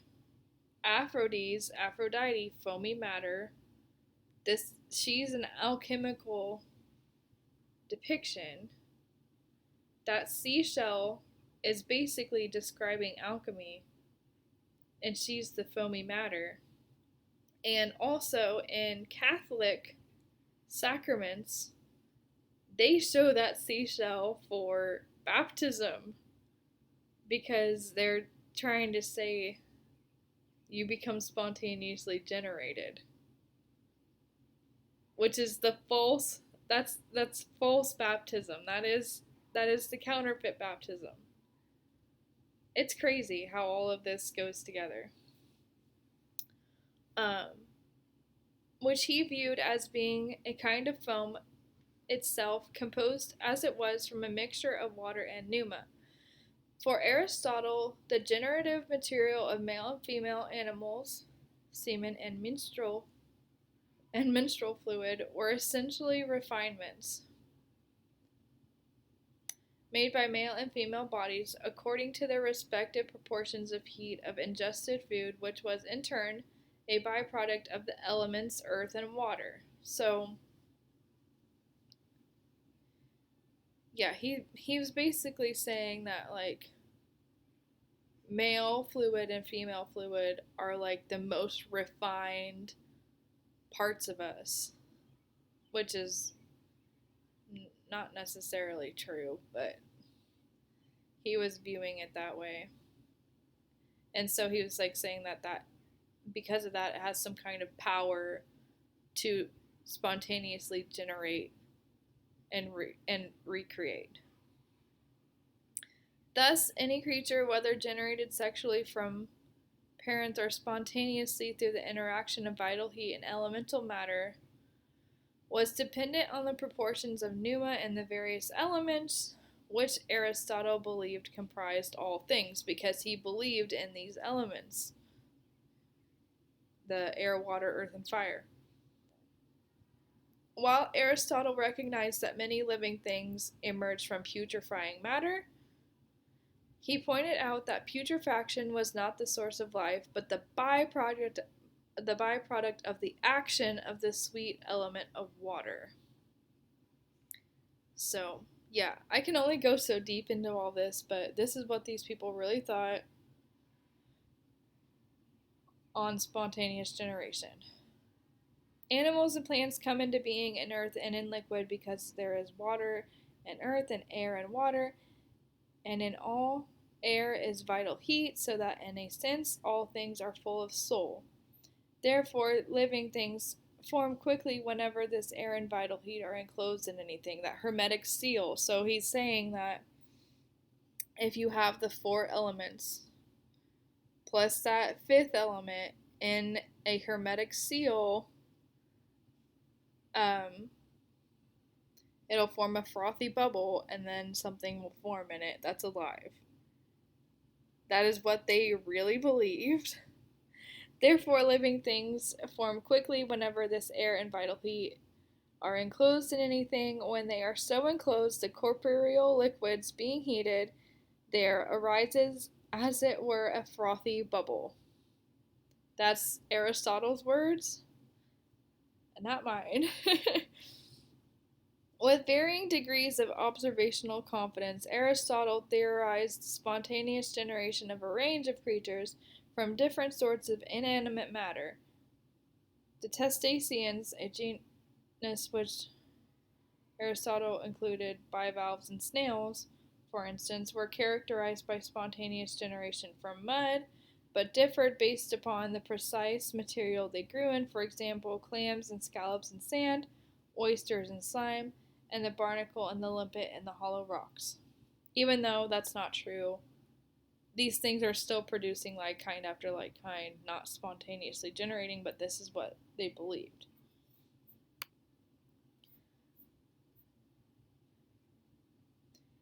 Anaximander, who believed that all things arose from the elemental nature of the universe, right? The apeiron, or the unbounded or infinite, was likely the first Western thinker to propose that life develops spontaneously from non-living matter. The primal chaos, or the apeiron, eternally in motion, served as a platform on which elemental opposites, so the four elements, wet and dry, hot and cold, generated and shaped the many and varied things in the world. According to Hippolytus of Rome in the 3rd century CE, Anaximander claimed that fish or fish-like creatures were formed in the wet when acted on by the heat of the sun, and that these aquatic creatures gave rise to the human beings. The Roman author Censorinus, writing in the 3rd century, reported. Anaximander of Miletus considered that from warmed-up water and earth emerged either fish or entirely fish-like animals. Inside these animals, men took form and embryos were held prisoners until puberty. Only then, after these animals burst open, could men and women come out, now able to feed themselves. The Greek philosopher Anaximenes, a pupil of Anaximander, thought that air was the element that imparted life, an endowed creature with motion and thought. He proposed that plants and animals, including human beings, arose from a primordial terrestrial slime, a mixture of earth and water combined with the sun's heat.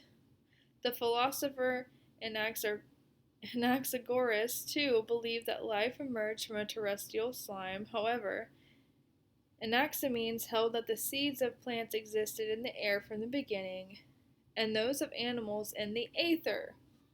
See, they believed that there was this thing called aether. Another philosopher, Xenophanes, traced the origin of man back to the transitional period between the fluid stage of the earth and the formation of land under the influence of the sun. See, they keep on thinking the sun has this celestial power to make things become. And what he has occasionally been seen as a prefiguration of a concept, natural selection, Empedocles accepted the spontaneous generation of life, but held that different forms made up of differing combinations of parts spontaneously arose as though by trial and error. Successful combinations formed the individuals present in the observer's lifetime, whereas unsuccessful forms failed to reproduce. So, sorry that was so much to go through, but I really want to build this up for the next videos. So yeah, that's what those people really believed about spontaneous generation and how they tie it to the four elements and aether.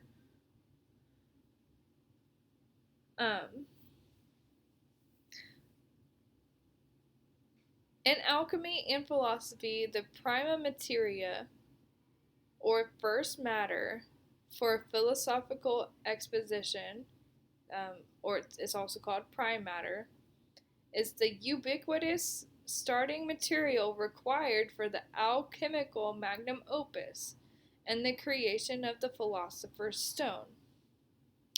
It is the primitive, formless base of all matter, similar to chaos, the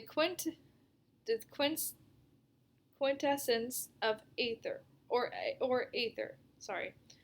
Esoteric alchemists describe the prima materia using simile and compare it to concepts like the anima mundi. Okay, the concept of prima materia is sometimes attributed to Aristotle. The earliest roots of the idea can be found in the philosophy of Anaxagoras, who described the nous in relation to chaos. Empedocles' cosmology is also relevant. When alchemy developed in Greco-Roman Egypt, listen to that again, Greco-Roman Egypt, on the foundations of Greek philosophy, it included the concept of prima materia as a central tenet. Mary Ann Atwood uses words attributed to Arnaldus de Villanova to describe the role of prima materia in the fundamental theory of alchemy. That there abides in nature a certain pure matter, this is what they believe, which, being discovered and brought by art to perfection, converts itself proportionally all imperfected bodies that it touches. Although descriptions of the prima materia have changed throughout history, the concept has remained central to alchemical thought, okay? So the great work, or the philosopher's stone, which is also called the magnum opus in alchemy, first requires something called the prima materia, or the first matter, which they believe to be the original form of matter. Okay, so remember in my previous videos how there's something that they called the demiurge, if they think of things in forms, and they think it's the original form of matter, and that everything in the universe is a variation of it. I know that sounds like a lot, but this is really how these people think. And once you have that, the first step is called nigredo. I already showed you the blackening, like when you separate blood. Physically, it involves putrefaction, decay, decomposing, and breaking the prima materia down. So that's the blackening process of it. Symbolically, this represents the breaking of the human spirit. So they think you have to build things, you have to break things down. The idea is that one needs to be brought low before they are ready to be brought back up to their greater heights. This ties into also transhumanism, the breaking down first before they can have that change. Alchemy has to do with all of this. Second is albedo, or the whitening. It involves a purifying the broken down prima materia, washing away the impurities and leaving it in a state that can be built upon. Symbolically, this represents the broken down spirit being washed clean of vices and becoming ready to grow and learn. Now this sounds good, but this is almost like the counterfeit of your sins being cleaned by Yahuah. This is the counterfeit. Thirdly is citronitas, or yellowness. This step is the most unclear and probably why some later alchemists merge it with the last step, because sometimes there's 3 steps, sometimes there's 4, and other times there's 7, it just depends. Physically, it means the transmutation from silver to gold, which astute readers will find odd since one needs a philosopher's stone to change silver to gold. And this tells us one needs to change silver to gold to make a philosopher's stone. So it's who knows which comes first. If we step into the realm of theories for a bit, I just screenshotted that from someone else, but I think they're basically just describing the yellow step. So, yeah.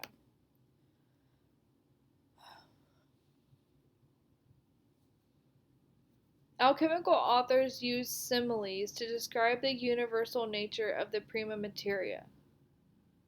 So they'll never tell you directly what they think the prima materia is to get that power. They'll use similes and metaphors to describe it because they're very secretive. The Arthur Edward Waite states that all alchemical writers concealed its true name. So can you see how this is a dark thing? Because it kind of like how I was just describing anything related to Hermes Trismegistus, they cover it, they give him all kinds of names, they make it secretive. Well, alchemy is all about hermeticism and hermetically sealing things and having processes that are diverting from the ways of Yahuah. So it doesn't shock me that this prima materia, they give it many names. Since the prima materia has all the qualities and properties of elementary things, the name of all kinds of things were assigned to it. A similar account can be found in the Theatrum Chemicum. They have compared the prima materia to everything, to male and female, to the hermaphroditic monster, to heaven and earth, to body and spirit, to chaos, the microcosm, and the confused mass. It contains in itself all colors and potentially all metals. There is nothing more wonderful in the world, for it begets itself and conceives itself and gives birth to itself. Okay, you see how this is like the chaos version, the dark side version, the unclean version, the counterfeit of Messiah, the direct counterfeit. Comparisons have been made to Hyl, the primal fire, Proteus, light and mercury. Martin Ruland the Younger lists more than 50 synonyms for the prima materia in his 1612 alchemical dictionary. His text includes justifications for the names and comparisons. He repeats that the philosophers have so greatly admired the creature of God, which is called the primal matter. So that's what they call it. They really believe this primal matter is the first creation, and that all things need to lead back to that, and that they also use it to do magic. But that's not true. This is the counterfeit. This is the lie. This is the anti-Messiah side of everything.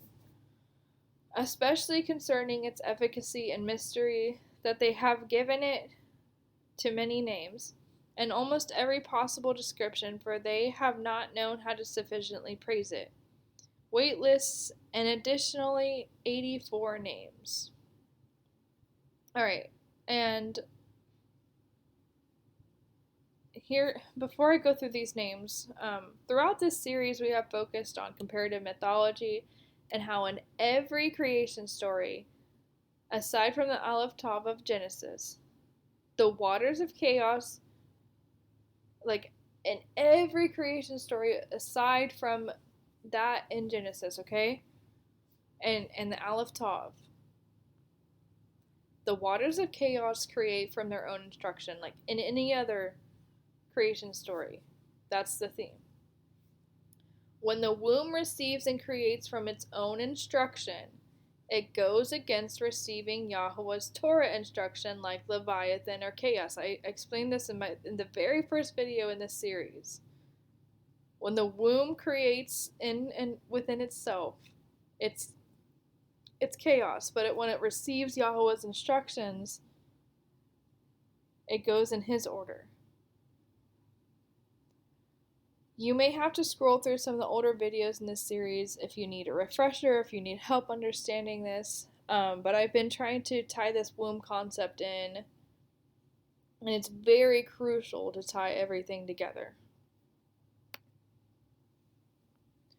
Okay, so here's where I show how in every other creation story, the primeval chaos or this chaos concept, this duality concept, brings forth everything, except in Genesis. It's the Aleph Tav. It's Yahuah that brings forth. So in Aztec mythology, it's the masculine and feminine dual nature of the chaos of the chaotic cosmos that brings forth. In the Enuma Elish, it's Apsu and Tiamat that bring forth everything. The Big Bang Theory is not necessarily like that. It's a little different. In the Book of the Dead, you have the male and female entities in the Tao Te Ching and other Chinese manuscripts. You have Qi, but it also has yin and yang, so it's always like these two.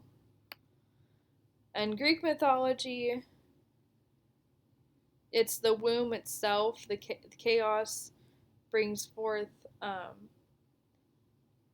Gaia, which is like a feminine, so they procreate as feminine entities. In Hindu mythology,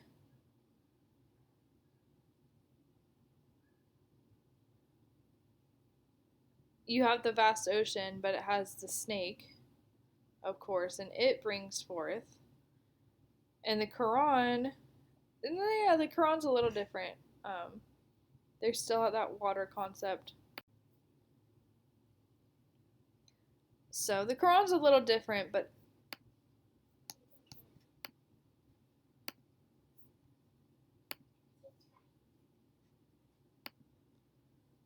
sorry, yeah. So the Quran's a little different, but it's also like the latest. Like it came way later than all these others, so that's why it's a little different. And then in the Bible, Yahuah creates heaven and earth. And yes, there is the formless void with the waters, but his spirit brings it all into existence. So it's not like two opposing forces doing it. In West Africa, you also have this womb and sun and moon deity. So yeah, the dual deities and this womb concept. So here's this list of what they call the prima materia.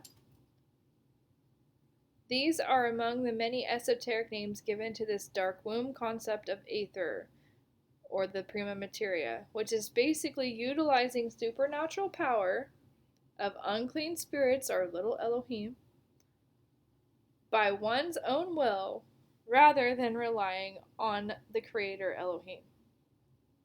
So let's go through some of these names because this is crazy. The microcosmos, the philosophical stone or the philosopher's stone, eagle stone, water of life, venom, poison, chamber. They call it spirit, but it's not the set apart spirit. Medicine, they call it heaven, clouds. Nebula or fog, they call it dew, shade, moon. Lucifer or Stella Signata.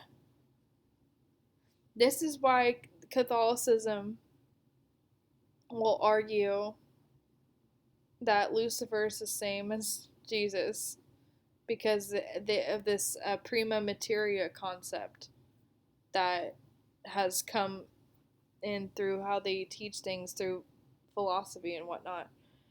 Permanent water, fiery and burning water, salt, lie, bride, spouse, mother, Eve, pure and uncontaminated virgin. See, this is their counterfeit virgin. milk of virgin or fig, boiling milk, honey, spiritual blood, bath, syrup, vinegar, lead, tin, sulfur of nature, spittle of the moon, or the serpent, the dragon, of course, marble, crystal, glass, Scottish gem, urine, magnesia, magnet, white aesthesia, white moisture, white smoke, dung, metallic entity, mercury. They call it the soul of the heaven or the elements, the matter of all forms, tartar or tartar of the philosophers. I'm going to get into that in the next video. Dissolved refuse, the rainbow, Indian gold, heart of the sun, chaos, Venus, there it is right there, Venus, healer, and angel of violet light. Oh, because Lucifer or Hasatan is the angel that masquerades as a righteous angel of light. He's the angel of violet light. Okay, so here's alchemy and when it's seen in the 4 stages again. In alchemy, the magnum opus or the great work is a term of the process of working with the prima materia, which we just talked about, to create the philosopher's stone. But it's almost like you're using the materials from it to create it. It has been used to describe personal and spiritual transmutation in the Hermetic tradition, attached to laboratory processes and chemical color changes, used as a model for the individuation process and as a device in art and literature. It's all over art and literature. Once you know about it, you'll see it everywhere. The magnum opus has been carried forward in New Age and Neo-Hermetic movements, which sometimes attached new symbolism and significance to the processes. The original process philosophy has 4 stages, which I described the 3, and sometimes the yellow part is just combined with the rubetto. Negretto, the blackening, albedo, the whitening, citrinitas, the yellowing, and then rubetto, the reddening or purpling. The origin of these 4 phases can be traced at least as far back as the 1st century. Zosimus of Panopolis wrote that it was known to marry the Jewess. The development of black, white, and yellow and red can also be found in Physica Kai Mystica or Pseudo Democritus, which is often considered to be one of the oldest books on alchemy. After the 5th century, many writers tended to compress Citrinitas into rubetto, because remember, it was the 13th century when these Hermetic principles started flooding back into the Western world, and then they started reworking the concepts. Other color stages are sometimes mentioned, most notably the Cauda pavonis, the peacock's tail, because peacocks are an alchemical symbol. You'll see it in a lot of esoteric things. I think it's on like a Michael Jackson cover and in all kinds of other places. It's compared to Hermes Trismegistus. Yeah, the peacock is sometimes used as a symbol for alchemy. The magnum opus had a variety of alchemical symbols attached to it. Birds like the raven, swan, and phoenix, yep, those as well, could be used to represent the progression through the colors. Similar color changes could be seen in the laboratory, where, for example, the blackness of rotting, burnt, or fermenting matter would be associated with negretto. Okay, so this is just them again, and how they show them like so often but we just don't notice it really. These are how the 4 steps are spiritually viewed.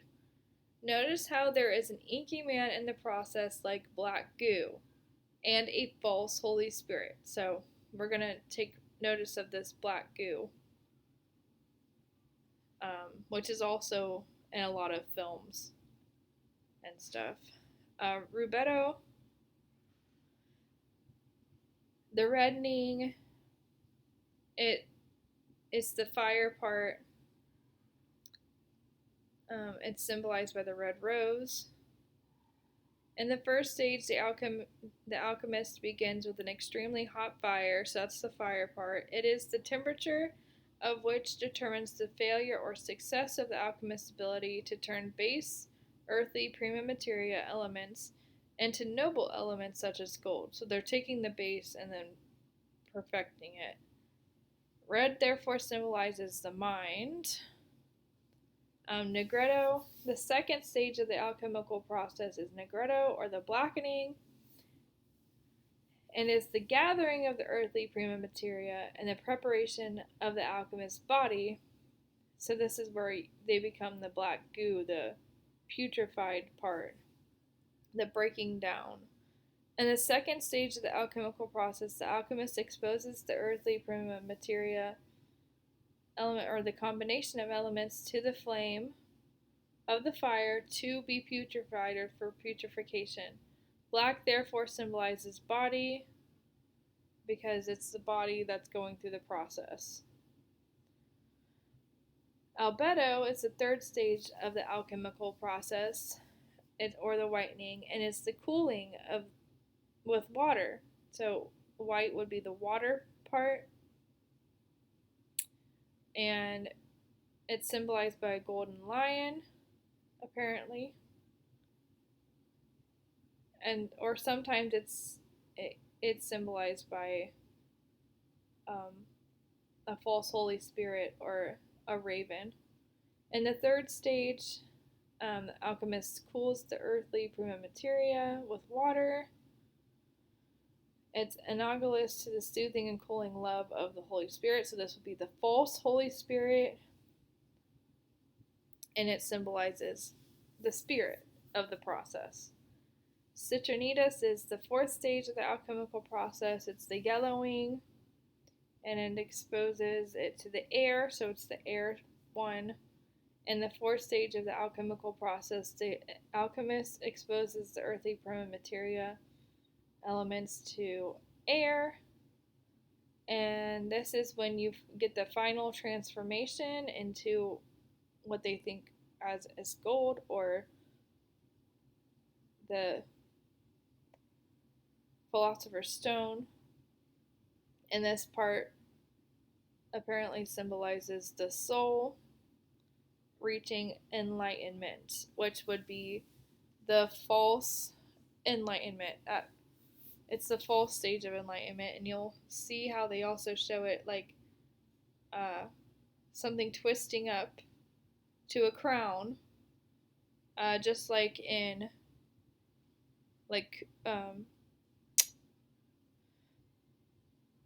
chakras in yoga. It's all the same. It's all the same concepts, just shown in different ways. Here it is with 7 steps: calcination, the burning, dissolution, taking the ashes and dissolving it in water, separation, filtering it, conjunction, separating them into a new substance, fermentation, where you allow it to ferment with bacteria or living organisms, distillation, boiling it, and coagulation, making it solid again. This is when it's a 7-step process. This is when it starts to get compared more to like chakras and stuff, because it's all the same stuff. It's all the dark side. It's all the same stuff. I don't know how else to say it. Like, at the 7th stage is when the raw matter of existence becomes self-aware, and this is when they finally achieve the microcosm containing the macrocosm, which is magic. That is the crystallization and discovery of the philosopher's stone. That is their goal of something being filled with an unclean spirit. In Avatar: The Last Airbender, these same 7 steps are shown as the 7 pools or chakras. Um, so you see how this is a direct counterfeit to the fountains of Yahusha and First Enoch. Let me go back to that really quick. So see how there's these fountains or these 7 pools, and then I wanted you to remember that because that is a counterfeit of the pools that the righteous are to drink from because Yahusha is that living water, that the springs of wisdom. This is the false side of that.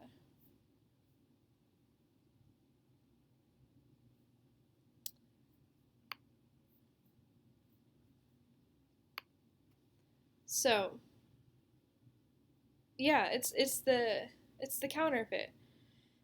Yahusha ties us directly back to the Creator, who gives us life and breath and who made all things.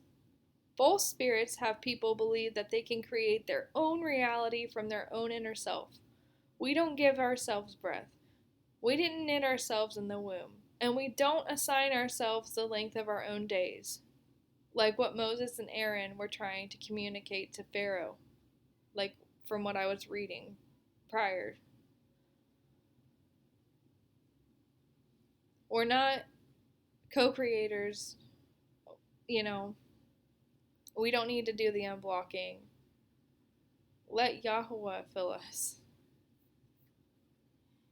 Yeah, but in Avatar: The Last Airbender, they do show these pools, compare them to chakras. They have the 4 elements, and it's going up to become spirit. It's the magic counterfeit. Here's some alchemical symbolisms with how they view everything and how they alchemically represent the stages and reaching the Philosopher's Stone. But it's also no different than Kabbalah. It's no different than Freemasonry. It's no different than what they show with the Caduceus and everything, with those 7 stages and I think they call these pillars Jacinth and Boaz, so, and just things like that. Like, none of it's any different from each other. It's just different ways of explaining how they achieve the goal of being filled with an unclean spirit, or how they use magic.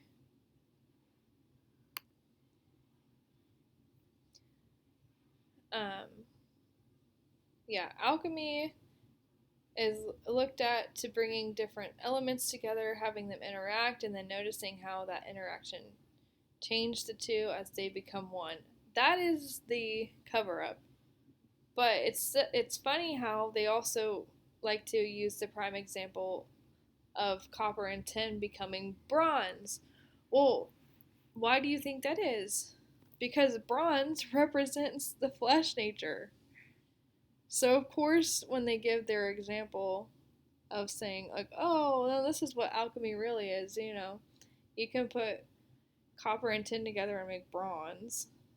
That's still them being esoteric because bronze is the flesh nature. It's crazy. Alchemy in its revised 7 steps compares to many other 7-step processes, such as with chakras, the Sephiroth, and the Caduceus. They all focus on the same concepts of having one another. Consciousness be raised up to one's pineal gland or crown. Instead of looking to the one who died to the flesh, put off the bronze serpent, which is Yahusha, and having him fill our body temple. The other option would be to be stuck with having the dual nature of the tree of knowledge of good and evil, right? Because you're either in the tree of knowledge of good and evil or you're in the tree of life. And one's eventually going to overtake your body toward the end. Like, you have to choose it. When you have the tree of knowledge of good and evil fill you, It's self-enlightenment and self-knowledge. These two snakes represent the DNA of the flesh mingling with the artificial or unclean spirits. Artificial dust DNA mixing with clay dust to open up the crown into new consciousness. Or the crown or the corona, right?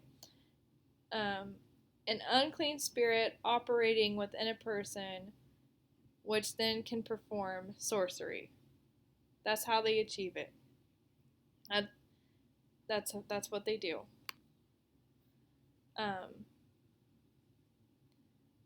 It's all about the union of opposites as well, and Rebus is a symbol for that. Alchemy includes the union of opposites, which is the marriage of masculine and feminine attributes. Remember, it is not wrong to realize the soul is a feminine archetype, like Eve, and the spirit is a masculine archetype, like Adam. But when the commandments of Yahuah are disregarded, that's when it's wrong. Yahuah's set apart spirit cannot enter our temple if we disregard him. This is about them making self plus another spirit enter their body temple. Yeah, ultimately, when they're doing these processes, that's what they're trying to do. Part of chaos magic is that nothing is ever truly stable. So even with their union of opposites, they still like to alternate between the red and the white. Because one is like considered feminine and one is considered masculine with those steps. And in Alice in Wonderland, it's a massively esoteric film all about things being unstable and switching between opposites, but there's a scene where the queen wants the white roses painted red, and then afterwards she makes a comment like, "Why did you paint the white roses red? I want them white again." Because they never actually want things the way they say they do. It's always about a flipping between and causing chaos. Okay, we're almost finished with this, by the way. The Philosopher's Stone. The most commonly mentioned properties are the ability to transmute base metals into gold or silver, and the ability to heal all forms of illness and prolong the life of any person who consumes a small part of the Philosopher's Stone diluted in wine. So listen to this. They really believe that the Philosopher's Stone, or achieving this process, can heal you of all forms of illness. Do you see how this is a direct counterfeit to Yahuah's healing power? And they even say to consume a small part of it diluted in wine. It's a counterfeit of Passover. Other mentioned properties include creation of perpetually burning lamps, transmutation of common crystals into precious stones and diamonds, reviving of dead plants, creation of flexible or malleable glass, and the creation of a clone or a homunculus, which I will be getting into in the next videos. I can't in this one, it's already too long. So the Philosopher's Stone is the end result of their multi-step alchemical process. It embraces the leavening and putrefaction process. Sorry once again for the yard work. This is the opposite of unleavened bread, where we must be removing leaven or the flesh nature from ourselves and Messiah to be more in tune with his set-apart spirit. This stone is esoteric in that it's not necessarily a real stone. It is a symbol for the end result of the alchemical process, which represents how they think they can achieve immortality or a godlikeness or power to change and manipulate reality without the creator Yahuah. It is how those in the know of it achieve an avatar or ether state, which is really to be filled with an unclean spirit. Or, really like the false light itself. An avatar is an inner homunculus, which is basically when something develops within something else and can be in control of it. The creation of an actual clone or homunculus will be covered later in this series, like I said, but it can't for brevity of this slideshow. But it is all essentially the work of unclean spirits through alchemy. And virtual reality also ties into this because there's such a thing as virtual reality homuncular flexibility, which I'm not going to read all this right now. You can screenshot it and read part of it and even look it up for yourself for your own time. But it's basically where it's the phenomena of controlling avatars, right?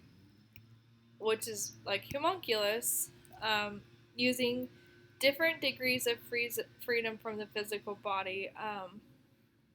Like when you experience in virtual reality, I've never used it, don't ever plan to use it, and you're using an avatar, and let's say the avatar has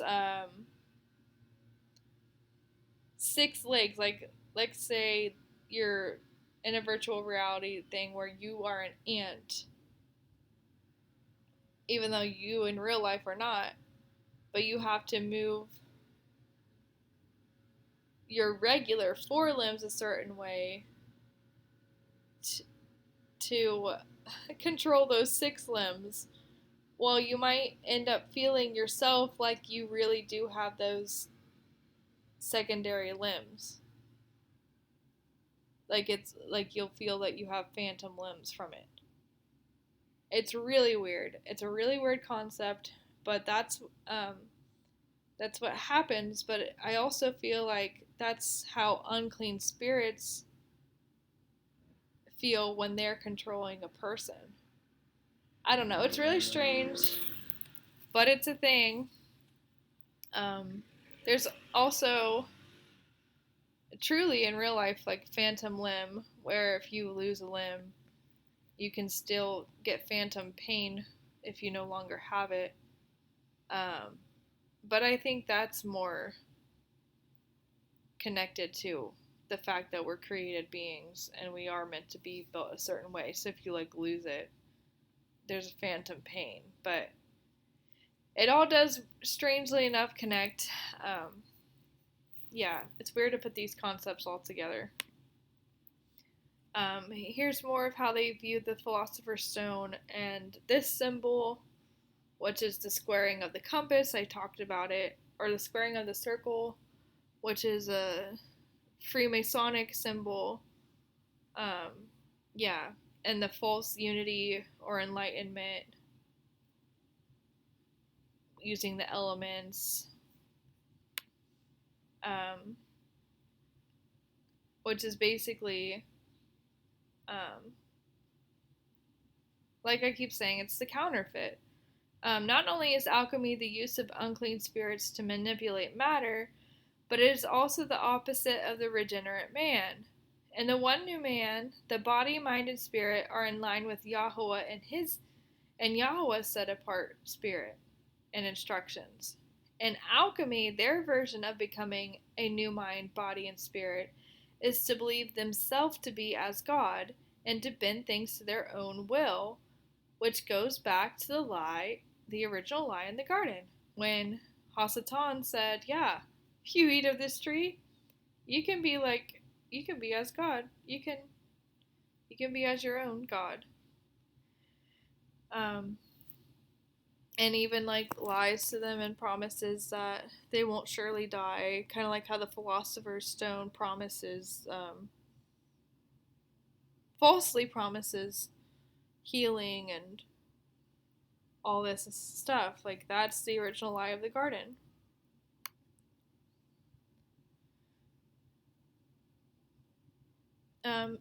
Yeah, so in Genesis, the serpent said,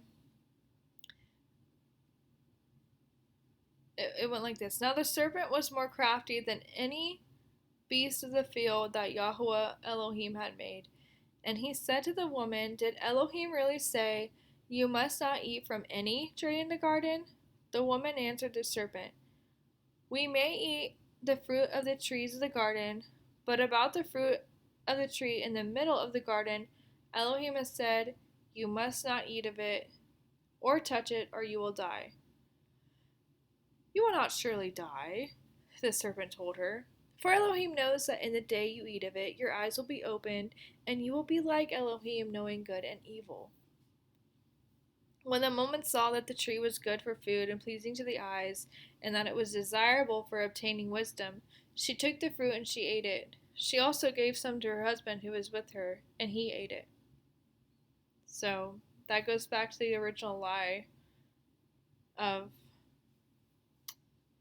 taking from this tree that can make you as your own God and not listen to Yahuah's instructions. Aether is shown as a cosmic energy which unleashes the avatar state. In the legend of Korra, she is even able to use her own cosmic energy when severed from the avatar spirit. So if you've never seen this series, in Aang's story, he's connected to previous avatars, but Korra gets severed from it, but she still is able to connect with this original cosmic energy, which is what they're trying to get at. They're trying to say that it's Aether. They even have a tree of time, like the tree of knowledge of good and evil, that contains the spirits of light and of dark. And they always try to make it seem like the tree of knowledge of good and evil is the tree of life, but it's not. The tree of the knowledge of good and evil is not the tree of life. It contains both good and evil in it. It is the dark womb. And Taylor Swift's Karma music video, the tree of knowledge of good and evil, it's one singular tree. It just has a seemingly good side and a seemingly evil side. Even though it's all magic, it's all chaos. None of it has Yahuah's instruction. And that's the tree that we're currently stuck in the realm that we're in. But beyond this realm, above us in heaven, that's the narrow path of righteousness and the singular tree, the tree of life that's above us. We're only in that tree if we choose Yahusha as our Melchizedek high priest. Other than that, you're stuck in this world. You're not supposed to love this world. The serpent is the God ruling over this world. And we have to live it out.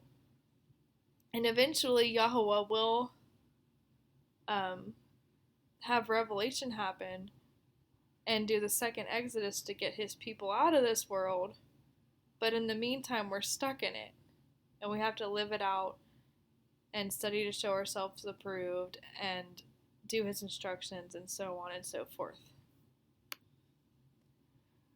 So upcoming comparisons of Exodus and Revelation will continue to be made alongside the Venus anti-Messiah and alchemical sorcery versus Echad power of Elohim narratives. As always, I am doing my best to break down these massive and in-depth topics in easy to digest manner while trying not to leave out details that I have come across along the way. The next video will be my attempt at covering why I do not subscribe to preterism and some of the Tartarian millennial reign theories that have become popular recently within the groups that overlap in this faith community, as these tie into the concepts of alchemy and biblical hidden history. I also apologize for the time spent between each video and why it takes so long to make these videos in this series, as I have been building everything up. This series is somewhat close to coming to its close. I do plan to wrap it up within a few videos. As like a grand finale to wrap it all up, so to speak. And once again, choose to be good soil. Let Yahuah's word sink into you. Divide the truth rightly. Study to show yourself approved. All those good things. Thank you for viewing Choose Your Crown, Part 16, War of the Worlds, as we continue in this supernatural journey through creation, out of the garden, and into eternity. I'll catch you in the next one.